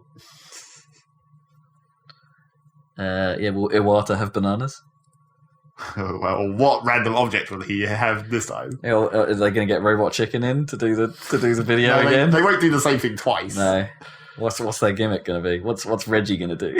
Well, the last Nintendo Direct that I saw any of, they were all really tiny because they were standing next to amiibos. They were green screened into a giant Amiibo. desk or whatever. Do you reckon they'll make a Reggie amiibo? No. That would be really funny. That would be pretty funny. I'm going to buy an Iwata. Let's get just the Iwata amiibo with bananas in one hand.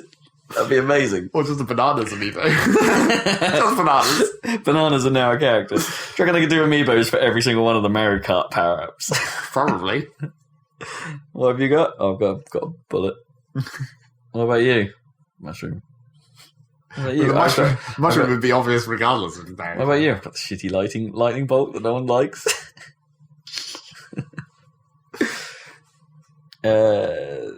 So yeah, I don't know. I don't think Nintendo are really going to surprise us that much. And we don't need to talk about Square Enix at all because we've already discussed that several times about all the games that they have. Yeah, Deus Ex, Tomb Raider, Final Fantasy. The Final Fantasy. The Final Fantasy. Ifu. Got that. Although there must be more than 3, right? What did you say? Tomb Raider. Yeah. Final Fantasy. Yeah. Deus. Yeah. And then some other ones. And some other stuff. Just Cause. Oh yeah, Just Cause. That's what I was thinking of. Ubisoft, which we don't know when that will be happening. What do you reckon? Actually, they're a little candid at the moment. They could have some stuff. I mean, Division they'll probably have to show. Yeah. Siege they'll have to show. Yeah. The thing I'm interested in is that Ubisoft tend to keep their smaller games, like the UbiArt projects, a bit close to their chest until something like E3. So I reckon we'll see some UbiArt projects come out. Isn't everyone bored of that engine yet? No, I'm far from it. Like I haven't played a bad UbiArt game. Yes, but you played basically one game twice. Sort of. Yeah. For a Child of Light was great. That was UbiArt. Wasn't that different though? I suppose it was 2D, but the style was very nice, and it was a different style of game. Who cares? I like UbiArt. Fuck it. 2D forever. The Crew 2? Too early for that. I suppose, presumably, they'll have to officially announce Dishonored 2. Officially. I don't actually know what else they're going to do. I think they're going to stick with the format, though. I think they're going to get Aisha Tyler back. Oh, yeah. Don't really know what else they're going to pull off.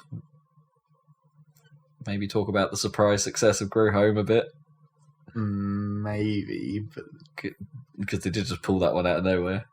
Well, yeah, but I don't. Oh, of course they'll talk about Assassin's Creed Syndicate, won't they? Of course they bloody will. Well, I guess. Watch Dogs 2? Probably not. Not if they're going to do Assassin's Creed. They need to actually. Assassin's Creed doesn't stop them from putting out Watch Dogs, as it turns out. But it should, because otherwise you just make 2 shit games. Yes, it should. Syndicate might be hopefully Syndicate is the game where they learnt from Unity and were like, right, we fucked up bad, this one's going to be good, right? Well, actually, when I say that, the first thought that comes into my head, they'll be like, yeah, this is a good one. When in actual fact, what everyone really means is, this is an Assassin's Creed game again. Yep. This is just about passable. Yep, less shit than usual. Yeah. And everyone will be happy with that. Maybe that's part of their master plan. We release a duffer to get everyone interested in good average Assassin's Creed games again. I don't think that's how that works. Probably not, no. I can't think of much else for them. No. Far Cry 5? Hopefully not. It's probably too soon for that. It's probably too soon. Who else we got? PC, which will have like Blizzard and Activision, and I mean, are Blizzard going to show more of their Team Fortress game, whatever that was called, or their MOBA? Oh, is it Overwatch? Yeah, Overwatch. Yeah, we'll probably see Overwatch. Yeah, HOTS. They'll be talking about HOTS, which is officially out of beta now, I think. It's still dumb that has the same acronym. What is Heroes of the Storm and Heart of the Swarm? Yeah. What? Why would you do that? Just come up with any other word that means storm. Yeah. Heroes of the Tempest. Yeah, exactly. Okay, then you can just have hot. Oh, who is it that was showing Super Hot repeatedly? I don't know. I have no idea what platform that is actually going to come out on. I can't remember if that was part of the PS4 indie parade. Probably. Or whether it was ID at Xbox. I can't remember. I want to say it was ID at Xbox that had it. Oh, are we going to see some more of that that Cup game? Where it was called the one that's Cuphead. Cuphead, yeah. I guess. I want to see what that is. That seems like another thing that doesn't need... That won't need a lot of screen time. Seconds. No, they'll put that in their indie showcase bit. You know, the obligatory 2 minutes of montage. Who have we missed? Is that everyone? Oh, there's EA. Oh, EA, of course. They'll just show all the stuff that they showed last year, only now with facts. Only now with concrete evidence that this is a thing. So EA's one could be pretty interesting, because presumably we'll see Criterion's game. Presumably we'll see the new... What is it? It's not a Dragon Age thing, isn't it? No, presumably we'll see some Mass Effect. Yeah, the new Mass Effect that they teased last year. Yeah. Sort of teased, yeah. They had that one still, didn't they? Well, not really a still, that one environment with a Krogan in it. Yep. But what else are they going to come up with? Well, FIFA 16. Yes, all the sports, obviously. All the sports. I mean, they are making another golf game for like, they're trying to get back into that, aren't they? So there's the chance. What do you mean back into that? They never stopped. They just got rid of Tiger. That's what I mean. When I get back into it, but drop Tiger from the name, and so like, I don't know if that's show worthy, but maybe it'll make the montage. Because it's like, what happened to the? I never paid attention, but I looked at my last year's E3 notes when I was writing up my notes for this episode, and I saw. Do you remember when they had that PGA thing that was going to take levels from Battlefield 4? As courses. Oh, yeah. It's like, did that ever happen? I really don't know. But we don't pay attention to golf games, so we wouldn't know. Oh, man, we're going to have to go look that up there. I forgot about that. That was crazy. Play on parcel stuff. Yeah. Are we going to see another Battlefield? I really hope not. They've only just done Hardline. I mean, I don't think we'll see it this year, but are they going to at least announce the existence of Battlefield 5? No, they've got to worry more about Battlefront at this point. Yeah. That's their Battlefield-esque game for this year. True. I want to see some proper gameplay. Yeah. Because I don't think they've officially shown that to the public. No. They've shown it to people in closed doors, behind closed doors, not in closed doors. I'm embedded in the store! I'm squeezing my face into this. Embedded reporter. Yeah, there'll be a lot of Battlefront. Are they working on any other Star Wars properties? Or probably, because they might come out be shown.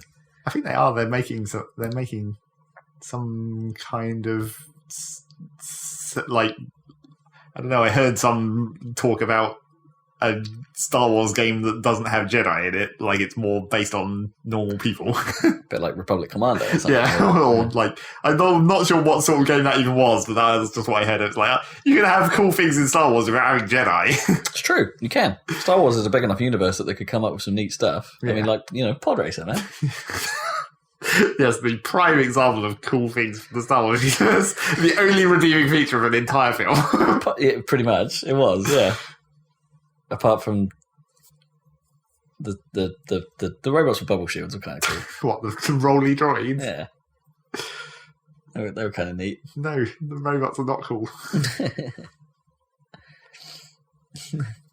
Motherfucking Gungans, there, I said it. They were not cool either. Extremely not cool.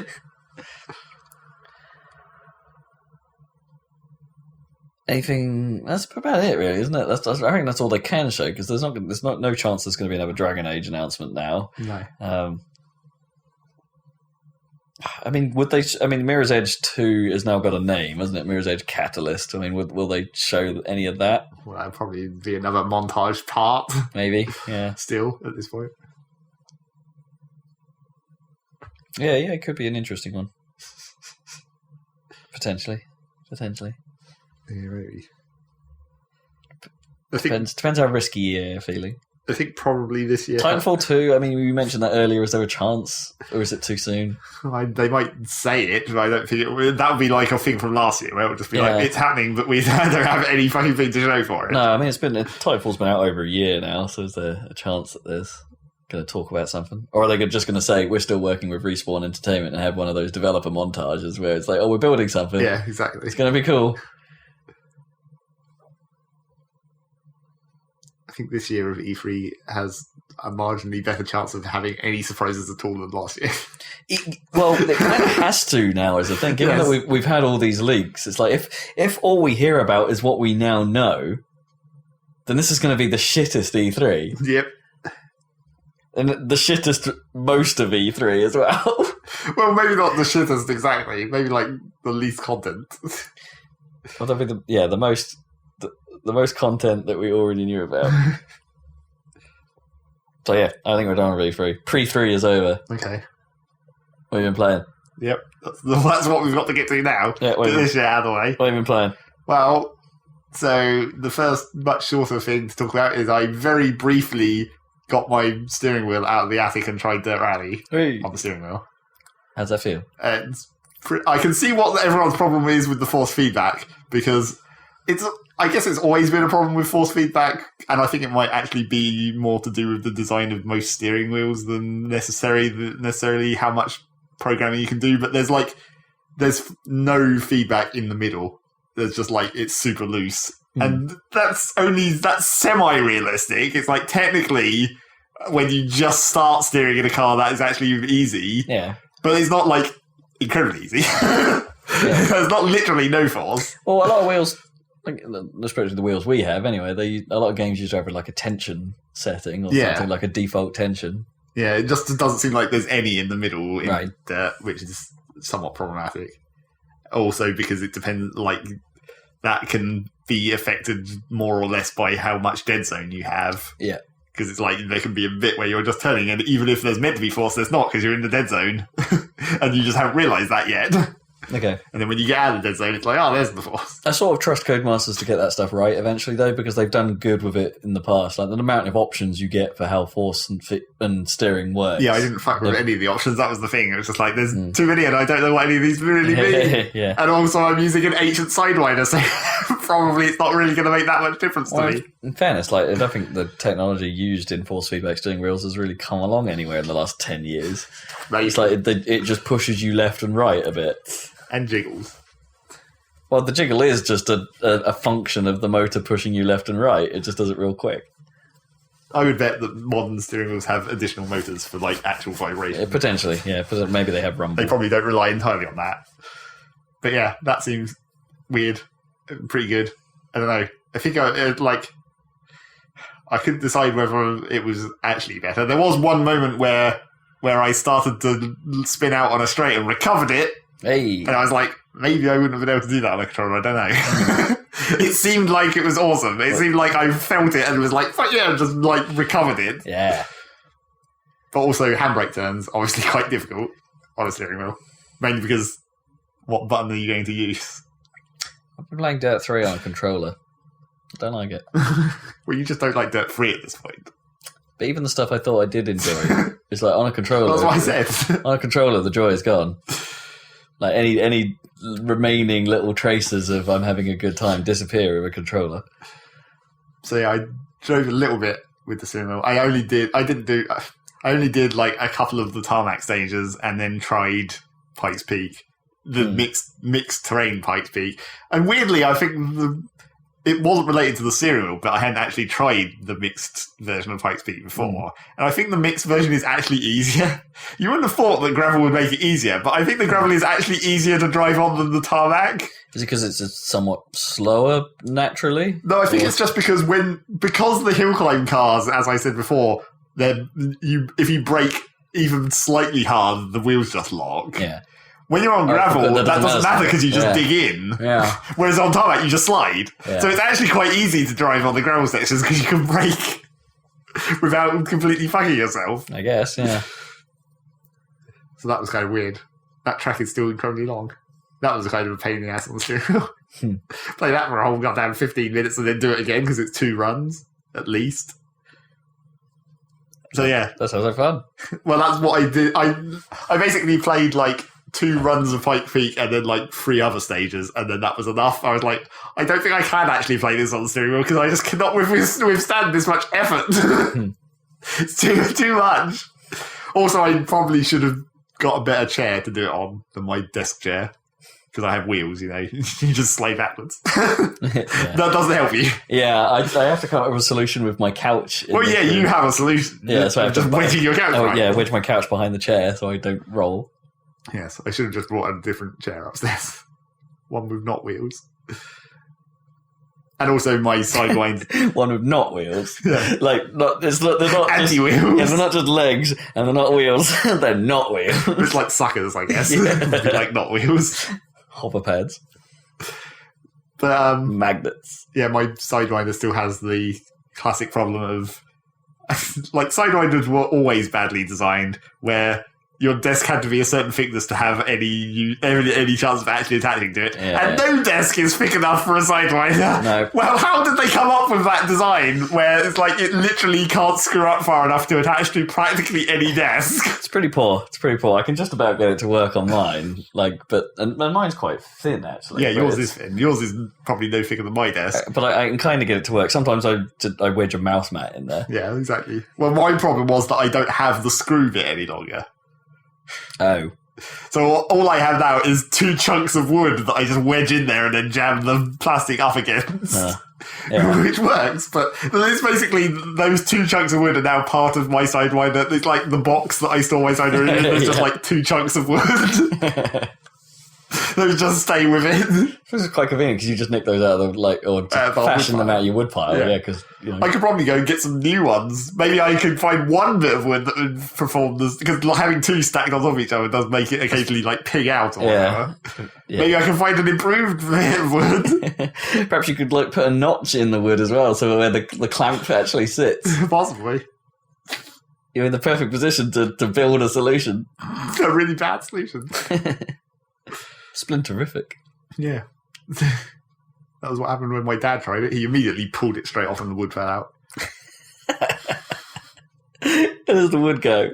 Land somewhere dangerous? No, just on your feet. Oh, shit. I've got wood. Nah. That was also my one experiment where I was like, I remembered that many, many, many years ago when we played Colin Cray 4 with the steering wheel, that my dad tried that and he didn't like it because he wanted engine braking, which I'm pretty sure probably still existed in Colin Cray 4. Well, yeah, it sort of does, doesn't it? You could.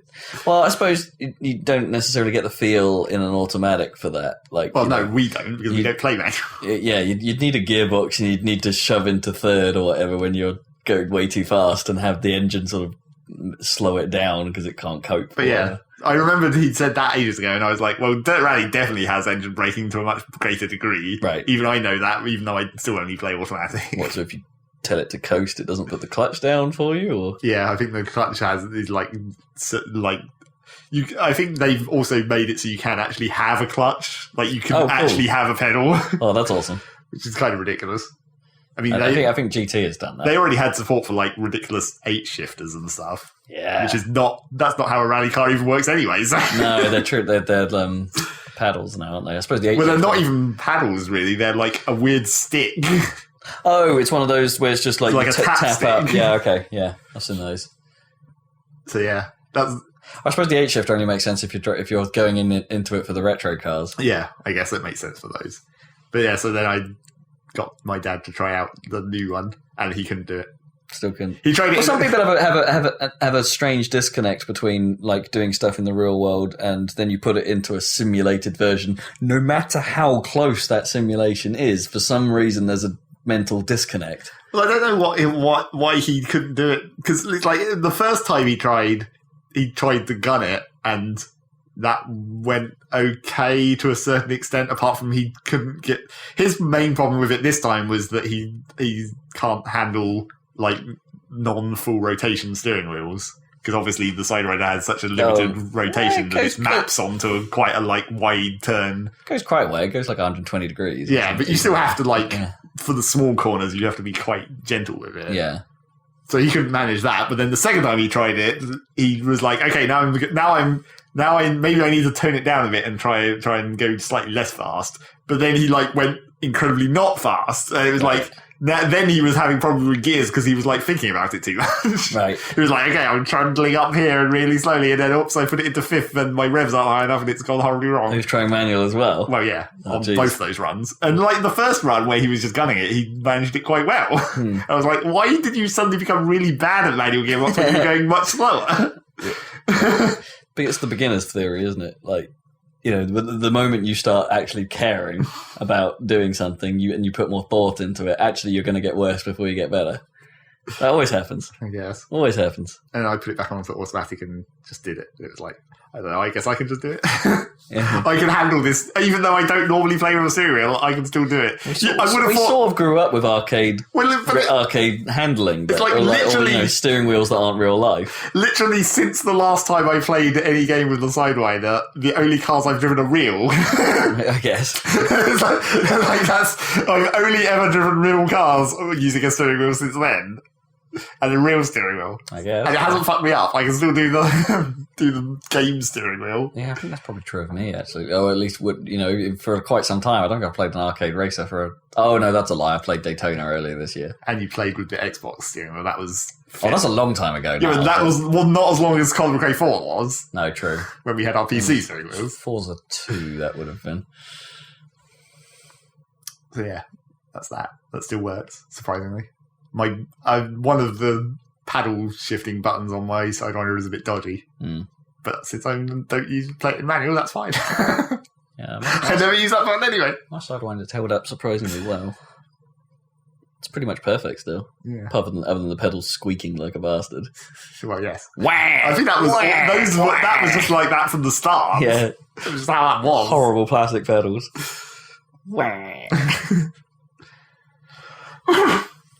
So other games that I played, 2 more games that are sort of new to talk about. And it's basically been a co-op couple of weeks because Canna wanted to play some co-op games.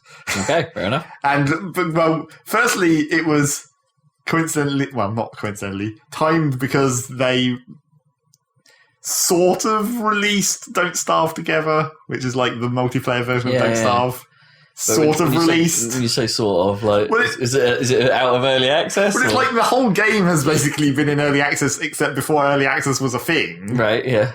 And then the multiplayer thing had been in early access / beta for ages. And now maybe they're both sort of out-ish. Okay. But they're still getting some significant patches. But they don't necessarily get labelled as early access. No, because it was before early access existed, so they're just like, I guess we're just doing our thing. Yeah, well, that's out. It's out-ish. Yeah. And yeah, so we played that. And I hadn't played Don't Starve since practically when it came out, almost.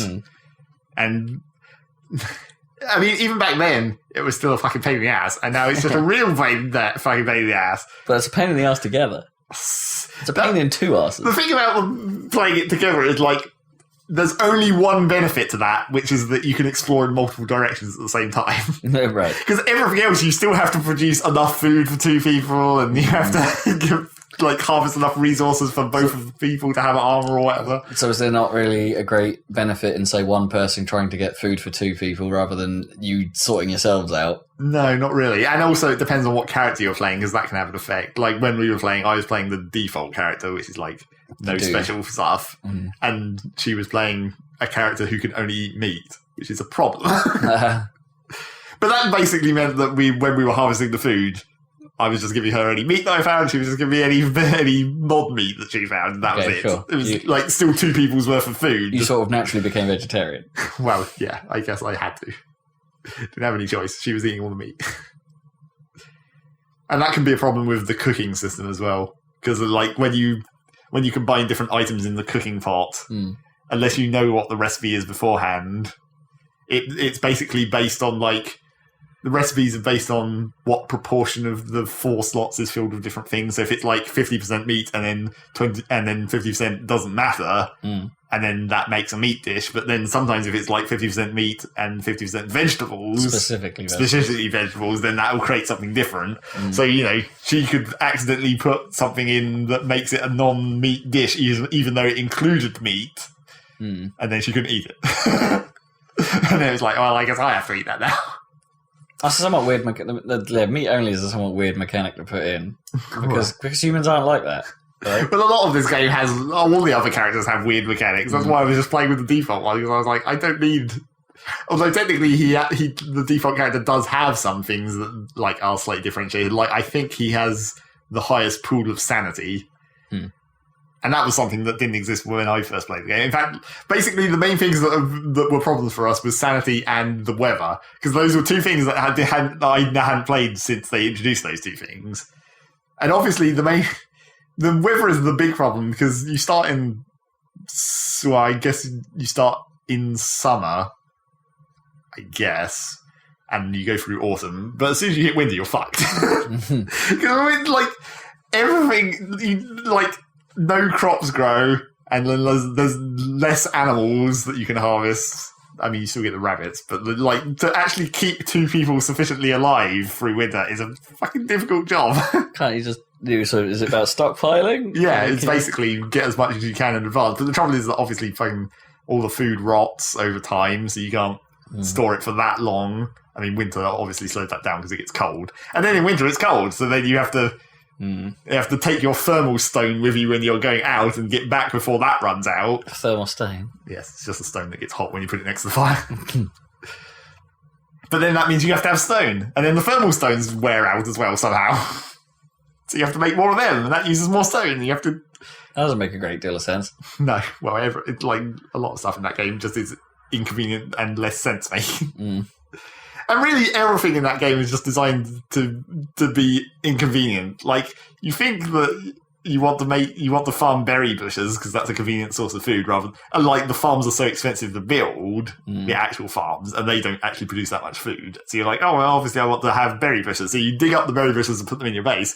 But then in order to make them actually grow again, you have to fertilize them, which unless you knew that, you wouldn't... Right. This is another game where you kind of need the wiki. It's your first 3 playthroughs could be like super painful. Yeah. It's like, well, why isn't this working?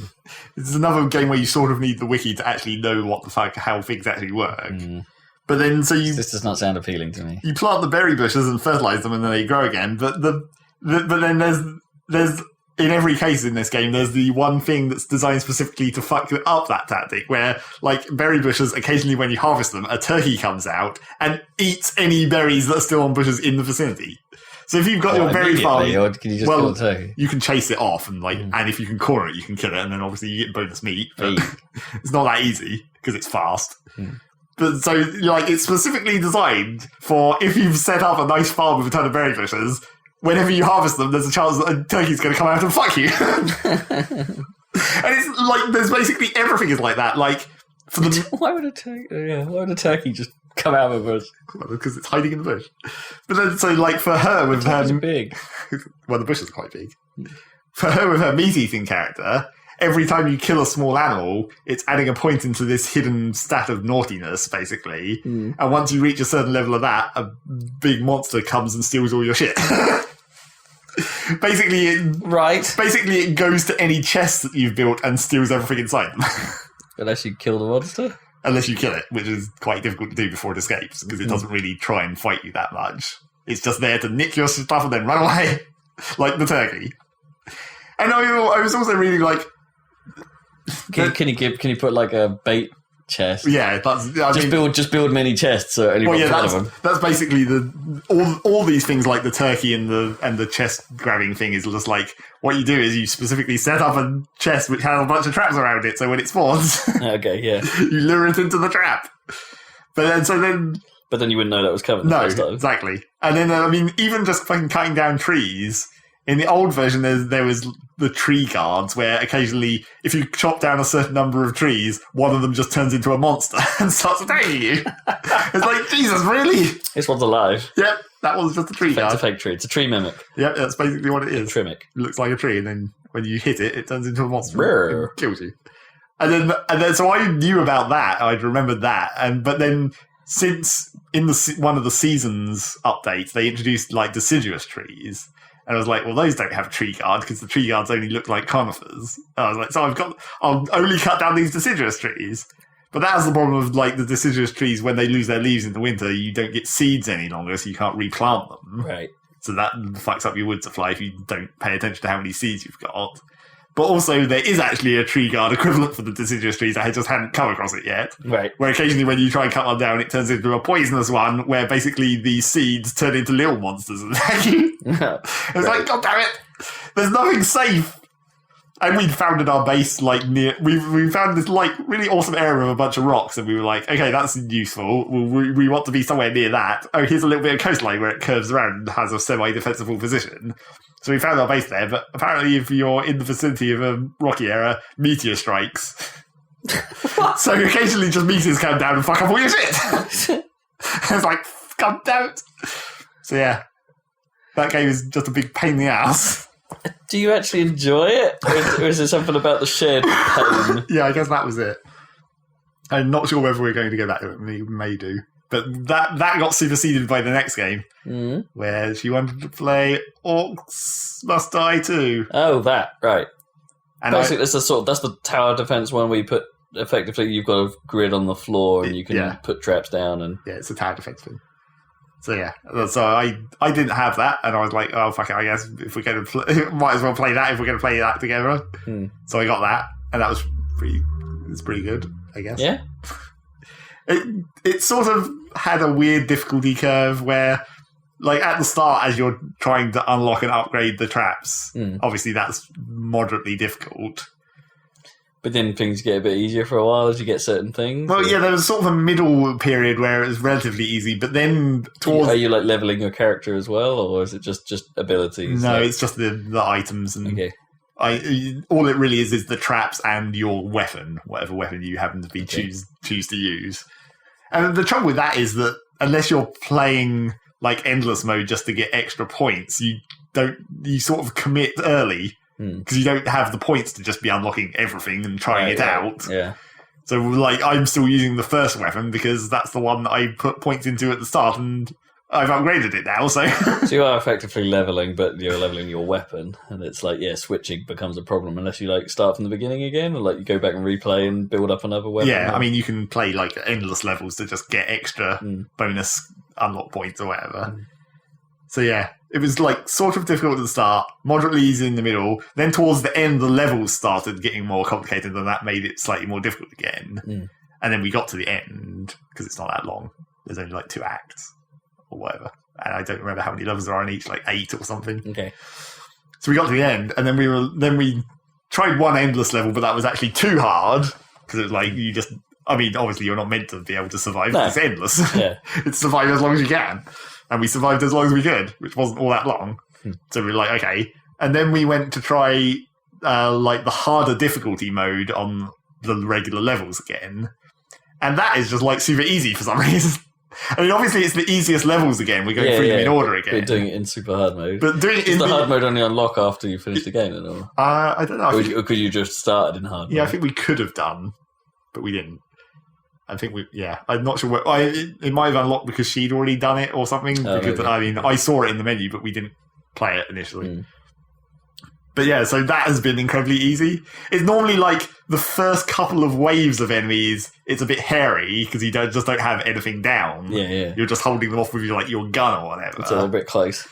So it can get a bit dodgy in the first couple of ways. But once you start getting cash, because you've got these upgraded traps, somehow even with the hardier enemies that the hard levels introduce, it's still not difficult. So by the end, we've just got the entire fucking place covered in a million traps with like archers and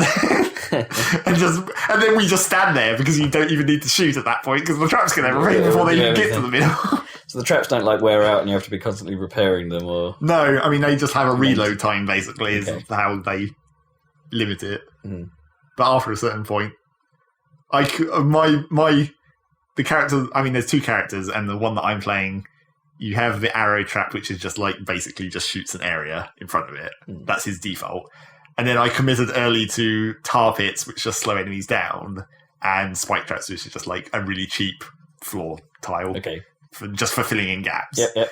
So I committed with all that early, and that is... I think the tar has been maybe the most useful thing because it slows the enemies down. It just keeps them in the zone for longer, so there's more chance that that trap will reload and fire again. Oh, the arrow traps, you mean? They'll just... Yeah, or any trap. Okay. Any trap that has a timed reload. It just means that each enemy spends more time in each individual square. Yeah. So they have a better chance of being there when the trap... And obviously it makes the enemies stack up more as well because they're coalescing. Yeah. Yeah, I get it. Okay, that's kind of neat. But it sounds a bit exploitable and perhaps too simple mechanically. I mean, the other thing that we also did for a while, which may not work so well in the hard mode difficulty, is like you have barricades where you can like literally block off squares, and certain enemies just go straight over that. Right. Mainly, I think the only one that does it deliberately is the type of enemy that only targets players and basically NPCs you can spawn instead of traps. You can have NPCs as a trap, basically. Okay. So there's that one type of enemy that only targets those rather than trying to get to the thing you're defending. And that one goes over barricades, but that's not too much of a problem. You can usually deal with them by just shooting them or whatever. Yeah, but get involved. But with the barricades, certain levels don't spawn sappers. So there's basically one type of enemy that's specifically designed to immediately run into your barricades and blow up. Right. That's their only job. Yeah, basically. They just carry a bunch of bombs. But so on levels where they don't spawn sappers, that means you can use barricades to literally block off routes. Right. Or build an entire wall and just funnel everything into one square. Can you not just build a wall of barricades? Like, just stop. Well, if you block off the route entirely, then normal enemies start attacking the barricades. Because they still need to try and get to where they're going. Okay. But if you filter it down to one square, they'll all go through that one square. Right, okay. They're not smart enough to try and think of, we just need to kill these barricades. Yeah. No. So if there's no sappers, you can do that. But even if there is sappers, that's another thing that happens after the first couple of rounds. Because if there is sappers, but you get enough money to basically spam a few extra traps in front of the barricades. So the sappers try and run at them and they just immediately get killed before they get there because they have such low health. You can still use the barricades. Okay, gotcha. But that tactic seems like it might be falling out of favour because the barricades are quite expensive. And it's better to just layer a shit ton of cheaper traps everywhere. Fair enough. Yeah, just get as many traps as possible working on a single square. Well, that's what the barricades were best for. And also the classic, like, zigzags. Oh, yeah. Just make the path as long as possible. Yeah. And then, like, fill the zigzag with tar. And then have arrow traps pointing along the zigzags. Yep, that's my tactic. Yeah. Works pretty good, provided you can keep the sappers off them. But it's sort of a shame that basically the first 3 traps that I got are the only ones that I'm using. Yeah. Because there's a lot of other cool things that you could unlock. Then I'd have to unlock them and upgrade them, so I'd need to like save up a whole bunch of points to actually make them as effective as what I already have. Well, maybe start from the beginning. If you start from the beginning to get your unlocked stuff, like again, if you go through the campaign, you keep your character again. Well, yeah, you keep your character and you can just play all the levels again because it's basically you're trying to get 5 stars or whatever. Sure. So you can go back and try and improve your score. So you keep all your stuff, but even so, like, I'm having to wait several levels to even afford one of the level 3 upgrades because you only get like 6 or 7 skulls per level, and then you need like 13 for one of these unlocks. Okay. So even if you went back and did it and just like started saying, right, I'm not going to use these traps. I'm going to use like the stuff I unlocked over the campaign, and you don't really spend. Once you've unlocked them, you keep them. So I have some other traps that I can switch out to the ones that I'm using. But I haven't upgraded them fully, and so I'd still have to. Yeah, that's what I mean by going back. Do you start with your unupgraded stuff? No, you keep the upgrades. Yeah, but you could use your unupgraded stuff specifically in the early levels. Yeah, I guess you could. But then there's no reason to use the unupgraded stuff because you might as well just use your upgraded stuff and finish the level better, and then spend the points you get on upgrading something. But then you're not using it, so you don't know if it's going to be good. I guess. Yeah. So yeah, that was pretty funny. And ridiculous. There's a fucking lot of enemies. This is kind of the point, I guess. Yeah. Does it fill the screen well? Fairly well. Yeah. It can get a bit obviously the like harder difficulties in the later levels, you get more of the big enemies, where it's just like one big guy. So they make it harder in other ways rather than just volume. Yeah.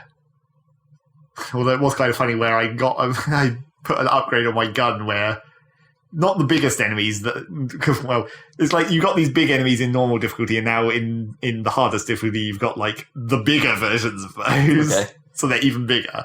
But like normal size large enemies, I have a gun upgrade where I shoot them and they just ragdoll, which makes it incredibly easy to manage them, because it's like even if there's 3 of them, I'm just like shoot you, C4 lever, shoot you, C4 lever, shoot you, C4 lever. Oh, you've got off. Shoot you, C4 lever. Yeah, just keep them in range of the traps. You just keep them laying on the floor under a whole bunch of shit shooting,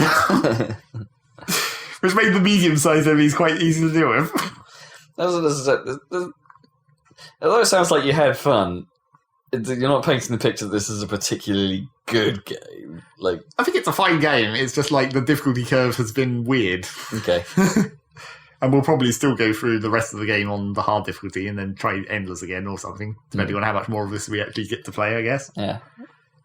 Try some different traps once we have, because basically all the things that I'm using now are fully upgraded.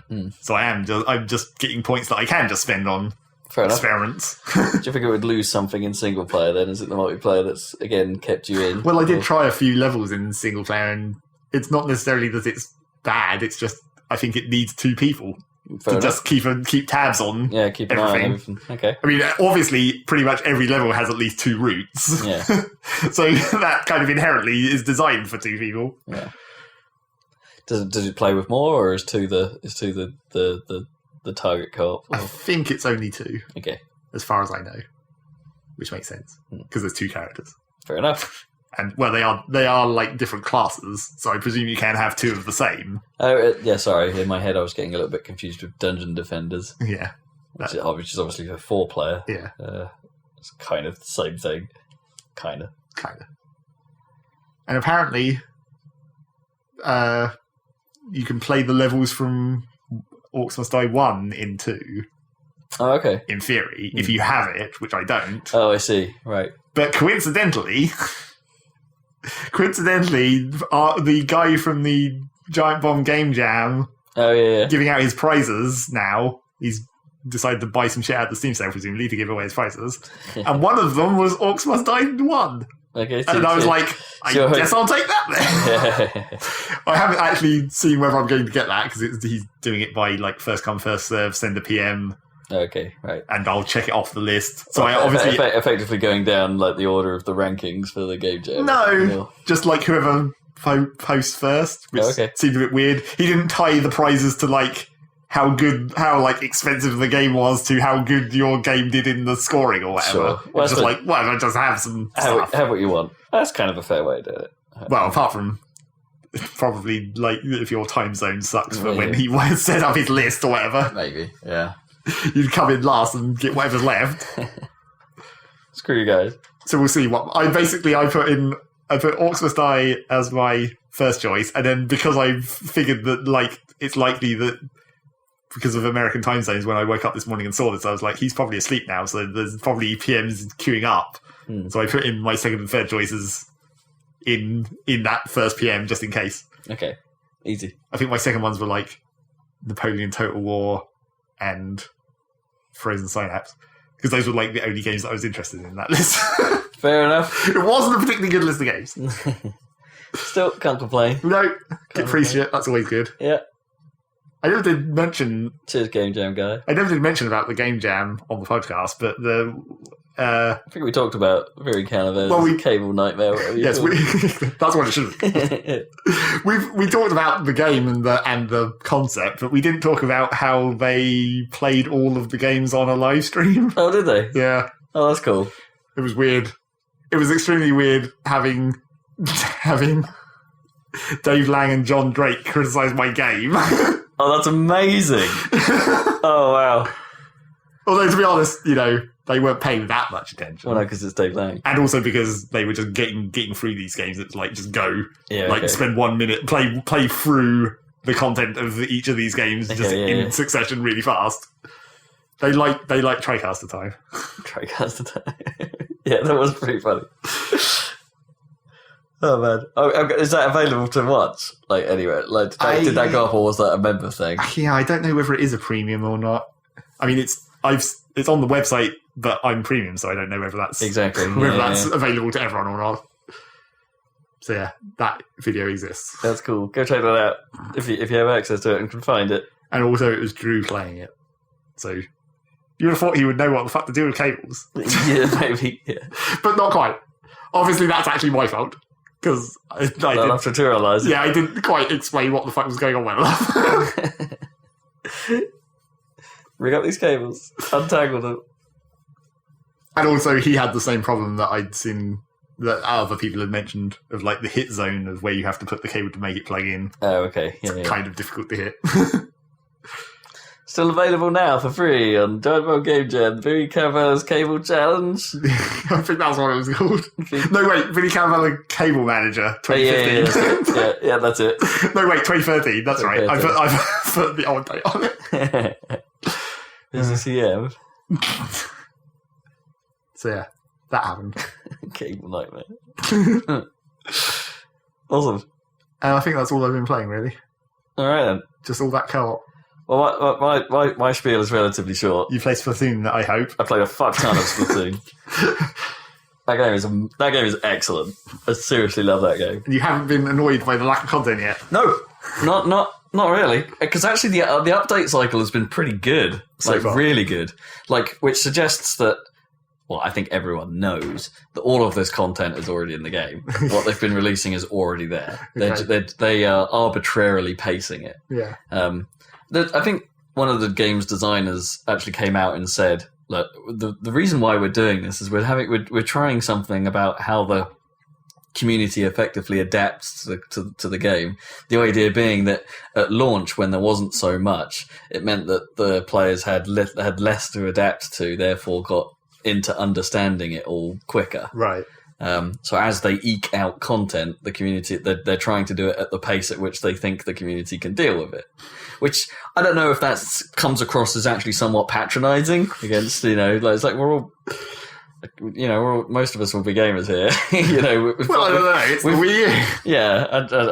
Yeah, maybe this is a very Nintendo. There hasn't been very many first-person shooters on Nintendo or third-person shooters. No, maybe this is a very Nintendo way of doing things and being like, let's just eke it out slowly.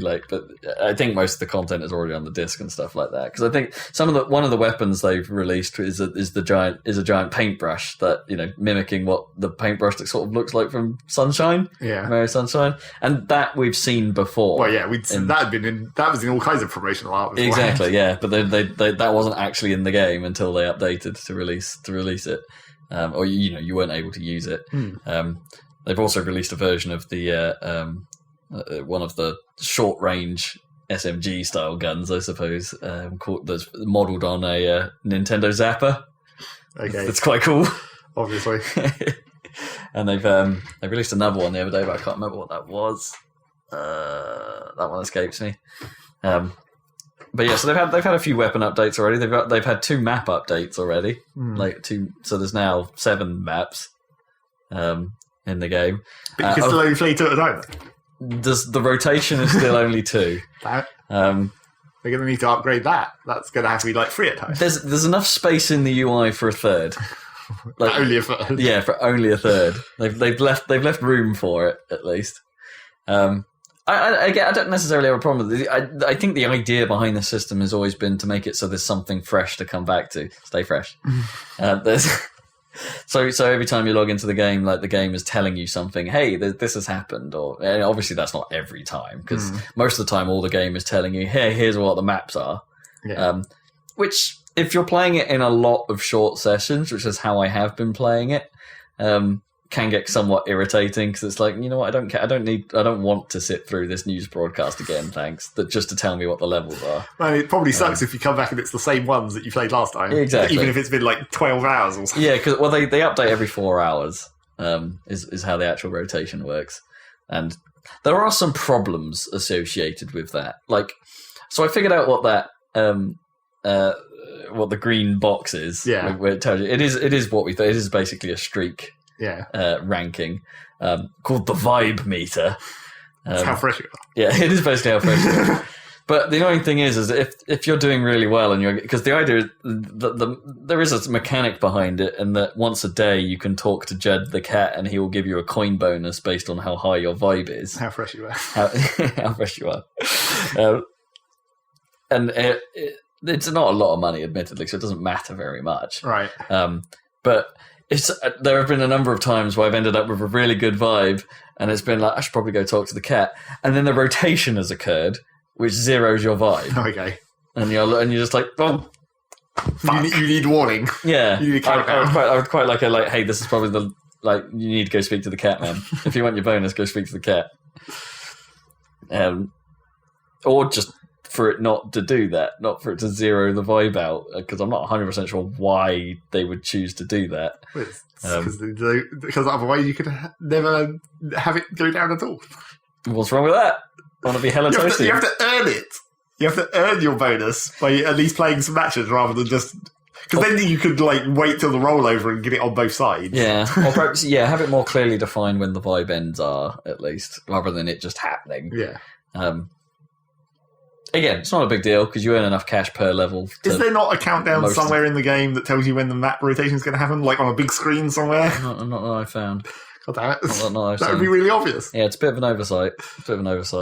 So one of the bigger things that changed, I guess, is after 4 days, ranked mode unlocked. Yeah. Which is a whole other game type, which the game basically needed. Because it's one way of keeping it, and Splat Zones is actually a pretty cool game mode, as it turns out. It feels very different to how Turf War It seems like Turf War was the main game, really. So what did they come up with? Turf War is the main game, but yeah, Splat Zones is basically a sort of king of the hill, but it only really matters how much ink is inside these specific zones. Okay, and it's you only start counting your own timer down. When you have control of every zone, and on some levels there's only one zone to worry about, and on some levels there's 2 zones to worry about, and the only way you get the countdown is if you hold everything. Right. So it focuses the combat a lot more, which means that you're going to be fighting people more than you are worrying about the ground. Right. Which of course changes the entire focus of the game, because Turf War isn't necessarily about the combat. You can do other things, whereas this is all about the combat. Being a roller, for instance, isn't necessarily the best tactic in Splat Zones. Snipers come into their own in Splat Zones because you have to hold the ground. So the whole dynamic of the game feels very different, but it still feels great. That's the thing. The game isn't any worse for this mechanic. I'm not sure I prefer it over Turf War. I still think Turf War is the most fun you can have. But if you're on a streak in ranked mode, the rewards are much higher. If you lose in ranked mode, you pretty much get nothing. You don't get any points on your character. You don't get any money, pretty much. All of the winning is in winning. Okay. So it makes everything matter more. And if you're on a streak in ranked mode, you're doing pretty good. You get a lot of money. And I think the vibe meter, coming back to that, also acts as a bit of a multiplier against how many points and how much cash you earn. Because it seemed to just keep going up for me. I was on a bit of a winning streak. And the points I was getting out of each game just kept going up and up and up. And I don't know if that was tied to the vibe. Okay. Or if I was just doing hella better each round. And this might be the other reason why I'm quite into this. It's a shooter I'm pretty good at. Or I think I'm pretty good at. Okay. It's just great. It doesn't get old. The music gets stuck in my head real badly. As it would. Yeah. Well, it always plays the same. Like the 1 minute to go music is always the same. And even though there's no lyrics technically, and you're just hearing, you're just hearing squids going like a lot. It's like it's in your head. It's in your head. It's cool. I finished all the single player stuff. Okay. That's built into the game. Not the amiibo stuff. No. The last boss is pretty cool. It's kind of, it turns into like the last boss is. Oh, I can't say anything about spoiling it, but it's cool. Basically, the music is great during that section, and the boss mechanics it's still within the realms of the game, which is the good thing. They're like they haven't done anything stupid for the last boss. It's just a tricky combination of everything that you need to use every mechanic that the game has, right, in a challenging way, and it works. It's great, and they do a good job of some of the weapons being used against you being stuff that is in the multiplayer as well. So it continues that theme of some of this mode will actually be useful to you. Right. It feels climactic and climactic. It feels like weather. It's raining, man. It's raining. Yeah, so that was cool. I enjoyed that. It didn't outstay its well. I think it's the right length, actually, because it feels like... I think it was only... I was getting a little tired of it towards the end. So the fact that there actually isn't that much of it is probably not a bad thing, actually. I feel okay with it. So I tapped my squid. Yeah. I broke it out of the box, tapped it on. Because apparently you need to. What the gear?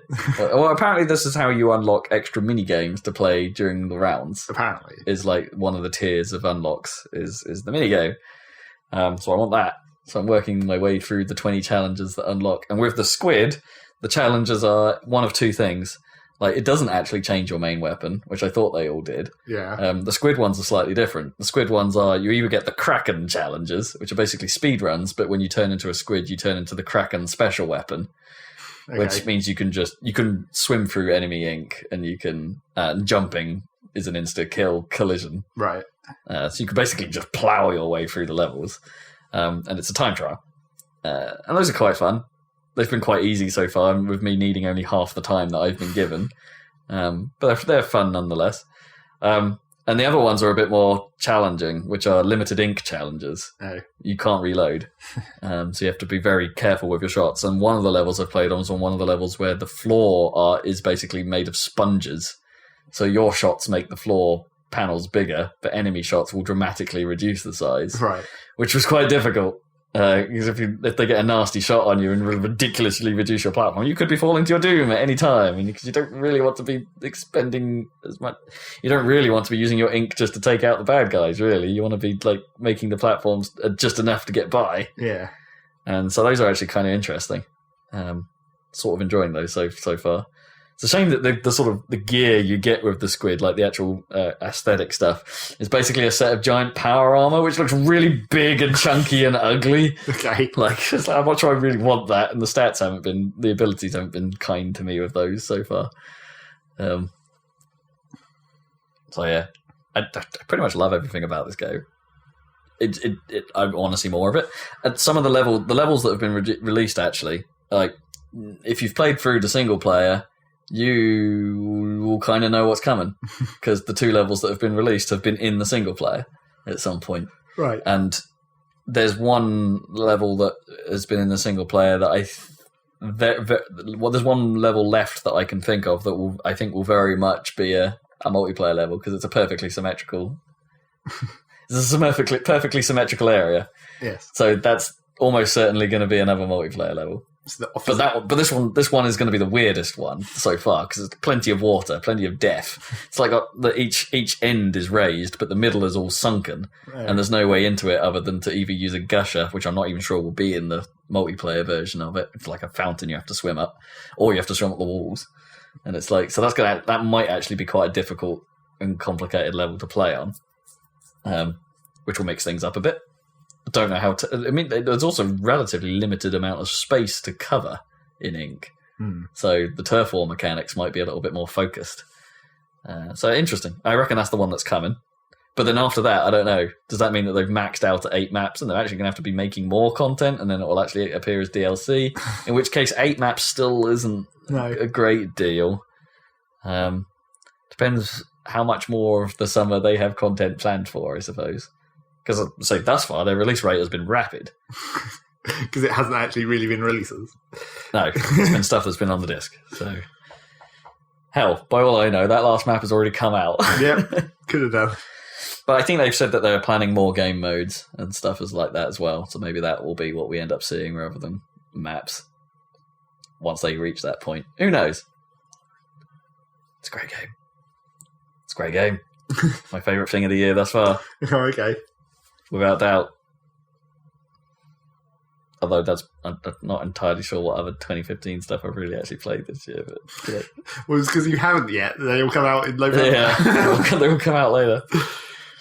And that's pretty much it, really, because it's it works as both a long time and a short time game. Yep, conveniently. So I can just pick, if I have half an hour, I can pick it up and play a couple rounds, and also check the stores for the equipment, see if there's anything there I want, because the stores only cycle every day. Yep. And the chance of getting a high star item in there is somewhat dependent on your level. And I'm level 14 out of 20 at the moment, so there's still some growth there before I start seeing the high ticket items. Yeah, so it kind of just taken up pretty much all of my time. As I say, I went in and played a tiny bit of Dirt 3, and didn't really have a good time. I played a little bit of Freedom Planet, because I've got 2 more levels to do as Carol, and then I've completed it with her, and then I get to play it through as Mila. I'm definitely not going to achievement hunt that game because it's too hard. Naturally. Mila might be a bit too tricky as well. She's a weird character. But yeah, Freedom Planet's alright. Not nothing really to say there. And I played a little bit more Castle Storm as well. Only a tiny bit, because that was my short time game. And Splatoon has taken over. So Splatoon. Wasn't Games with Gold something interesting this time? It's Massive Chalice at the moment. I remember. That's why I thought it was weird, because it was like, this is only just come out. Yeah, it's a brand new game that has been receiving mediocre reviews. Yeah. So maybe I'll try that at some point if I need a change of pace from all the ink. But a bit of me kind of thinks if I pick up the Xbox, I should probably try and finish Castle Storm in my usual... God damn it, no! In my usual skanky way. I just want the Achievos. But if they're easy, okay. But... I just have to play through the campaign, and then I'll probably drop it. But rather than actually play the multiplayer, which is kind of what it's really about, probably. You don't need to do Dirt 3 and try and get everything. No, yeah. I mean, as I say, I've tried Dirt 3 a couple of times since we last talked about it, and both times just weren't fun. And it's like to the point where it's like, well, this killed an hour, sure, but even for me, who actually somewhat appreciates the idea of a palate cleansing game every now and then, something to set the baseline back, so I appreciate set the baseline to shitty. Yeah, set the baseline to shitty, so I appreciate everything else more. Weirdly, I find Castle Storm somewhat more acceptable than Dirt 3 at the moment. Something's happened. Maybe if I go back to playing Dirt 3 on the wheel again, but I just haven't been asked to set that up every time I've played it. I don't know. Baseline, man. Got a mean baseline. Apparently. I might have to play Ori soon. That's I said that months ago when it came out, but it's like... I didn't even know that you hadn't. I'd forgotten. No, I hadn't played it. That was when I had that moment where it's like, I should really play Ori and Axiom. And, I never got around to either of them. Because I was going through my backlog. Oh, no, actually, what was happening is I was still working through stuff on Xbox. Yes, naturally. And, new Games with Gold kept coming out. Yeah, no. By the way, if you have missed the last 2 months of Pool Nation FX, it's still up there. It's still free. Which means you missed your window for Castle Storm. It's no longer free. What do you think Dan's been playing? Let's talk about what Dan's been playing while he isn't here. Fucking nothing. No, I haven't seen him getting any more achievements on Dirt Rally. He might have been playing and just not, not, because it's actually quite difficult to get most of the achievements in that game. Mainly because they're like a majority of them are for winning. Oh, right. And I just come third. Eternally bronze. Although you can cheap some of those by setting up a custom event and then setting it to shitty difficulty or community delta, because usually the community delta's not beatable. So okay. But not all of them, because some of them are like you have to do a championship and win, not just an event. What's the community delta based on then? I assume the like average of everyone's time. Okay, yeah, just beat the average. Okay. Which isn't that difficult, surprisingly. Is that beat the average per car class as well? Well, yeah, I assume presumably it's segregated. Cars and tracks segregation. Yeah. I mean, it's just like... yeah. No, if it wasn't segregated by a track, that would be kind of dumb. It's like, this is the average time for all of the tracks in the game. Just pick a real short track and you'll be fine. It's like, I wouldn't have thought the community delta would be that easy to beat. I guess not. Because you'd think most of the people that would be in now would surely be the hardcore. Right? Yeah, and you wouldn't think that a lot of the tracks would have even got played by all the people who didn't stay in. Well, no. Well, yeah. How a lot of people treat early access is to dabble, right? They go into it for a bit and then come out and then wait for some updates and then come in again. So maybe they're not great because of that. People aren't playing it as much because they're doing the early access dabbling. Yeah. I was about to say particularly in the higher levels of cars, but you can actually use any car in a custom event. So I guess that because otherwise you have to go in career and actually unlock. And that's expensive. Takes a lot of money to unlock those better cars. I still haven't actually gone back to play any more of that, actually. Apart from that bit that I did with the wheel. Haven't broken out my Group A car. Getting down from the insanity of Group B. Yeah. Having a come down. Yeah, it's much easier. All right, so the plan is that we will catch you next week for the E3 podcast.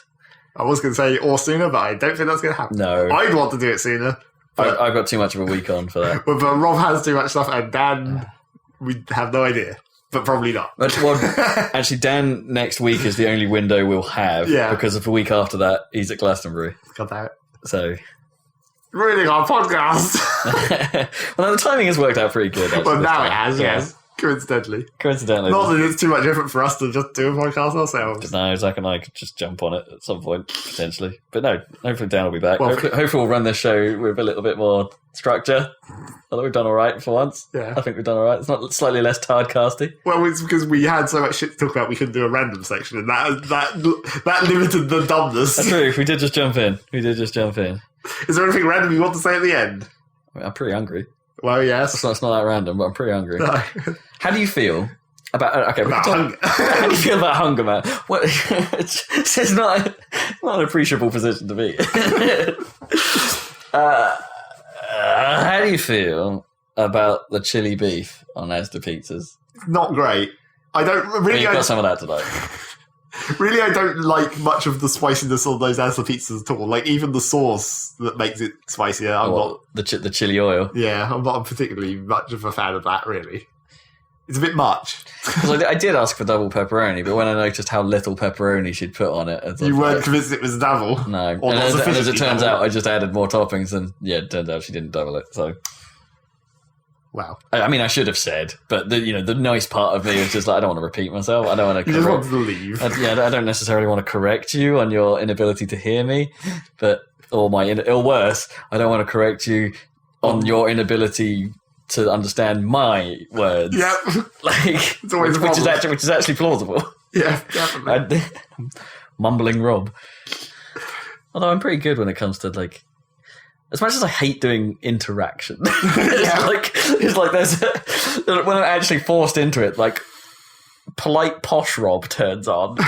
Sort of, yeah. It's like, oh yeah, and I repeatedly say if that's okay. Yeah, and stuff like that. And that's your problem.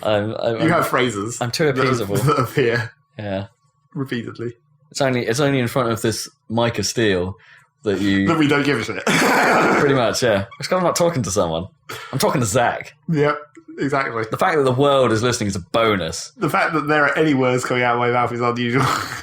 This is true, actually. Turning on a mic, you suddenly get, Zac's mouth doing things. It's because I have things to talk about, and I have nowhere else to express them than on this dumb podcast. It just means that you're very good at actually restraining yourself until the moment of... the moment of truth. The moment of mic.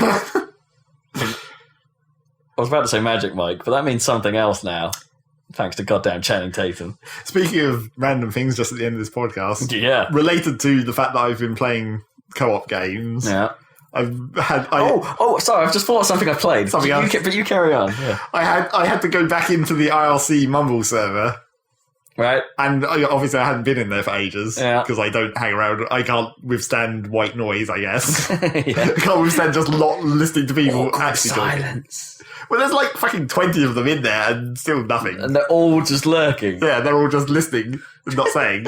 Listening to people breathe. Yeah, listening to the faint tapping and or weird noises. Maybe they just want to be in an office. Maybe that's what they just want the feel of an office. But yeah, I hadn't been in there you could get better ambient noise tracks of an office. Probably. I hadn't been in there for ages, so naturally as soon as I joined, 5 or 6 of them immediately came out of the room they were in to where I was and were like, oh my God, it's you! And then I was like, yeah, I'm drinking tea. Speak in your British accent. Talk about tea for a minute. So that happened. Oh, international people. It's always funny. Why does our Britishness It's not fascinate even the Americans any longer. It used to be the Americans that always thought I sounded funny, but now it's just all the Scandinavians. Okay. It's ironic. And an Irish guy, although I hadn't seen the Irish guy for even longer than that because he hadn't been around for ages. Sup, Irish guy. Yep. He may or may not have been drunk. It's a cliche. Yeah, and I heard you did some work on your mod, like to follow up on last episode. Yes, I dug out my goddamn rock scanner mod for Starbound and got that working again, which was not as easy as it could have been. Is it opened to the community now as well, like that guy was asking about? No. Screw you, community. It's got an actual update. Yeah. Screw that. As long as it still works, I'll leave it there. How you feel correspondence, random guy, but you haven't got your wish. He's got 50% of his wish. It works. It's a functional mod again. Fairness, you never promised to fix it. No, I never promised anything. So you've over-delivered. Yeah, exactly. We're good. Here on the Happy Salad, over-delivering. Yeah. It's had 111 downloads. Nice. Which is not that many, I guess. It's a number. And no one's come back to rate it. Boo. 111 lurkers. Although luckily it's had... Did they just load it up to hear the sounds of breathing and keyboard tapping? I'll integrate that, yeah. Luckily for me, it's already been previously rated from the previous versions. It's like this version hasn't had any rating, so its rating it has 0, but the previous versions... And that's the overall rating. Yeah, it's had some ratings. So it's like 4.5 stars. Yay! What if I told you there was a Time Crisis 5? I'd say I probably already knew that and had forgotten. Yeah, I didn't know there was a Time Crisis. I knew there was a Time Crisis 4. Okay. But I didn't know there was a 5. 5 is weird. I mean, Time Crisis... Time Crisis got weird. The 3 was okay. Time Crisis 4 got weird. Right? So there's one of the characters, as a friend of the show, John Barlow, put it, is called Douche O'Neill. Which means he isn't. He's Luke O'Neill. Okay. But he is one of those, like, I don't know if you saw, like, Time Crisis 4, so one of the characters was basically dressed like a surfer. Like, right. Really, like, somewhat... This is not practical for a secret mission. For a gunfight. Yeah. Well, they always kind of had it. The guy in red would always sort of wear like a jacket, like for some reason, like an inappropriate jacket for the thing. At least in Time Crisis 2, it was sort of okay. Yeah. Because they looked like normal guys. But now he's just so extravagant and like, hey, I'm surfing, man. Whereas the other guy's wearing a suit. Yeah, which is a bit cooler. You're gonna have someone wearing a suit. But man, that game's all over. So they've changed the mechanics this time, like straight up changed how it works. So you have 2 pedals now. Okay. And depending on which pedal, each area has both left cover and right cover. Right. And if you stand on the right pedal, you sort of very quickly zip over to the right-hand side of the level to shoot at things. Right. And if you stand on the left-hand pedal, you zip over to the left to shoot at things from there. With superhuman speed, I must add. Naturally. And this whole thing permeates the whole game, like any action sequences. They're all still done from first person, as you would. But you're like jumping up buildings and stuff at times. Okay, so it's like, for the cover thing, it was just like, that's just a way to make the game work. But then they also just randomly have... Yeah, they put it into the cutscenes as well. It's really crazy. Like, and so, apparently the bad guy is Wild Dog. Now, I say apparently because... He is nothing like Wild Dog. He's like, somehow he looks Spanish with a white beard now. Okay. And has gained the high-pitched voice of like the first boss from Time Crisis 2. You know, that sort of sort of guy. Actually, no, he was just the boss in the end, wasn't he, that guy? I can't remember. Probably not. He sounds like that the entire game and talks in real stupid stuff the entire time. Like, I'm going to destroy you en masse! Okay. It's the dumbest thing, and there's a section on motorbikes and stuff as well, where you're pushing the left and right pedals to shift between the left and right positions on your bike, and giant boss spider tank things. Naturally, it's a stupid game, and it's really short as well because we got to the end of it like real fast. Like it's I mean, Time Crisis games, arcade shooters aren't exactly long, but this is really short, like really short. And other fun fact, powered by Unreal Engine. Well, it would have to be at this point, really, wouldn't it? It's a bit clunky as well. Like the loading screen when it loads between stages because things have to load now. But the way it does it shows like a brief flash of a loading screen and is then black. And at one point we were just like, have we broken it? And like it's been like 30 seconds and nothing's happened. Have we broken it? Arcades got weird. Okay, arcades got weird because there's no arcades. Well, yeah. So all the weirdness is condensed. Well, they could have just made I miss the purity of Time Crisis 2. It's a great game. Or even Time Crisis 1. Like something about like the fact that people think they have to keep adding is actually subtract. Arcade games are more about like refining what it does and making that one thing perfectly enjoyable in a condensed period of time. I don't know though, because the whole point of arcade cabinets nowadays is to do fancy things that you can't do at home. Like True. You want weird guns and that's what I mean. Guns do that. Like just the existence of a gun is more than you can do at home. Yeah, but then you've seen that. You need more fancy guns. I guess. It was like when they actually had those guns which had kickback and the force feedback guns. That was like wow. Naomi did play Terminator Salvation, which does have at least one cool thing, and that in order to reload the gun, you can tap the clip. Yeah, that's kind of cool. The game itself is a bit naff. Of course. And also, I suppose other arcade news, Dan played a Battlepod. Oh. A Star Wars Battlepod. Those are quite cool setups, has to be said. That like the big dome projected screen is quite cool. Only $30,000. Yeah. How much it costs to get hold of one. Yeah, the projected screen is pretty cool. The game itself is kind of crap. I mean, it's an on-rail shooter, effectively. Well, yeah, I guess it have to be. Played from person perspective. You use the main joystick to basically move your aim.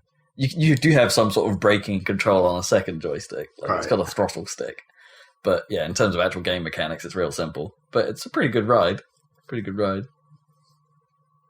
It was on Hoth, of course. But mysteriously Hoth with TIE fighters. Yes, because there's nothing to actually shoot on Hoth otherwise. Yeah, no. You can't shoot and the stuff about like the cabling and the making the ATSTs. Which ones are the small ones? The big ones are AT-ATs, aren't they? AT-ATs, yeah. And yeah, all that is sort of just happening around you. Well, yeah. And you get to shoot them while they're down, basically. It's just like the Rogue Squadron, really. Oh. Well, no, in Rogue Squadron, you're actually doing the cabling. Yeah, but that was like the inversion where that was all you did. But every other Rogue Squadron level, it was like, TIE fighters are here for some reason. Yeah. Like even that one where like you're fighting over that crashed Star Destroyer on that water planet, and it's just like... Which is a pretty cool level. Well, no, you're wiring on that, aren't you? Yeah, probably. Or like the default state is a wiring, so you can bomb it. Well, yeah, that was because there was walkers as well on that level. Yeah. Which was like, here's some ATSTs as well for some reason. Did they all come out of this Crash Star Destroyer, or are they trying to get it? I should clarify, Rogue Squadron 2. Yes. Rogue Leader. Where it got more fancy. Yeah. There you go, I had a little bit extra ad. There you go. Okay. Shitty arcade news. Where was that shitty arcade? In London, presumably? This was the Namco Foonscape in London. The Namco station has now rebranded itself as a Foonscape. God damn that. Why? I know. On that and everything intact. And also, it's the worst place in the world to go bowling, as it turns out. Okay. They had a slightly bigger version of the Bowlingo machine. Right. You know those ones where basically the pins are on strings? Yeah. Yeah, no, it really didn't work very well. The first one we tried to use, we put all the money in, and it basically didn't grant us all the games. Okay. So after talking to the staff for what seemed like an hour, like an age passed, they eventually said, "Oh, we'll just use this one. We'll use another lane, and we'll put the games on." And they did that, only to find out that our lane had 2 pins missing, and it didn't actually detect that they were knocked down. So it's impossible to get a strike. Genius. Yeah, it was fun. Because it was basically this crazy bowling, anything can happen. Except not really. The front pin might not lay down correctly, or as it did a couple of times. It actually just dropped and then just fell over. Which I suppose happens all like. Well, that happens in regular bowling. It happens occasionally, but this happened most of the front pin was like super dodgy on this, so it would drop and would be like swinging, and you'd where it actually ended up at the front of the pack was somewhat random. It's crazy bowling. And the lanes are like 3/4 length. It's not even like full length. Probably not even that. They're probably only half length. So it's quite easy. But easy-ish. Should put loop in. Yeah, yeah, definitely. They should have crazy lanes. It should be like monkey bowling. Yeah, exactly. There should be bits that move, like tilts. Yeah, totally. That'd be awesome. So, do you remember that old putting arcade game that basically had like a it was like felt green or something, real ball, real putter, and it would each hole was basically like it would use pistons under the surface to make different rampage. Yeah. That was kind of cool. Super not going to be functional for very long. No. In fairness, you don't see those anymore. No. So, last time I remember seeing one was in like 98 or something like that, a really long time ago. It was when Ipswich knowledge here. It was when Debenhams in Ipswich, for some reason, had that miniature arcade upstairs. Yeah. The Active 8 place, which had a copy of Virtua Racing, I seem to remember, being the highlight. And Tekken 3, I think. Yeah, that was weird. I had one of those putting machines. It was. Had a putt. Had a super putt. Yep. A poor putt. I can't even remember the joke we made earlier about putting. How a put? That was about puppeteering, wasn't it? Yep. A put scene. A put scene. Let's put this podcast to rest. Yep, let's. And then have pizza. Yes, please. Take us out, Zach. I don't know. What else? There's nothing to say. There's no extra. You want to know how long we've been doing this? A long fucking time. Yeah. How the fuck did that happen? I told you. End. Goodbye, people.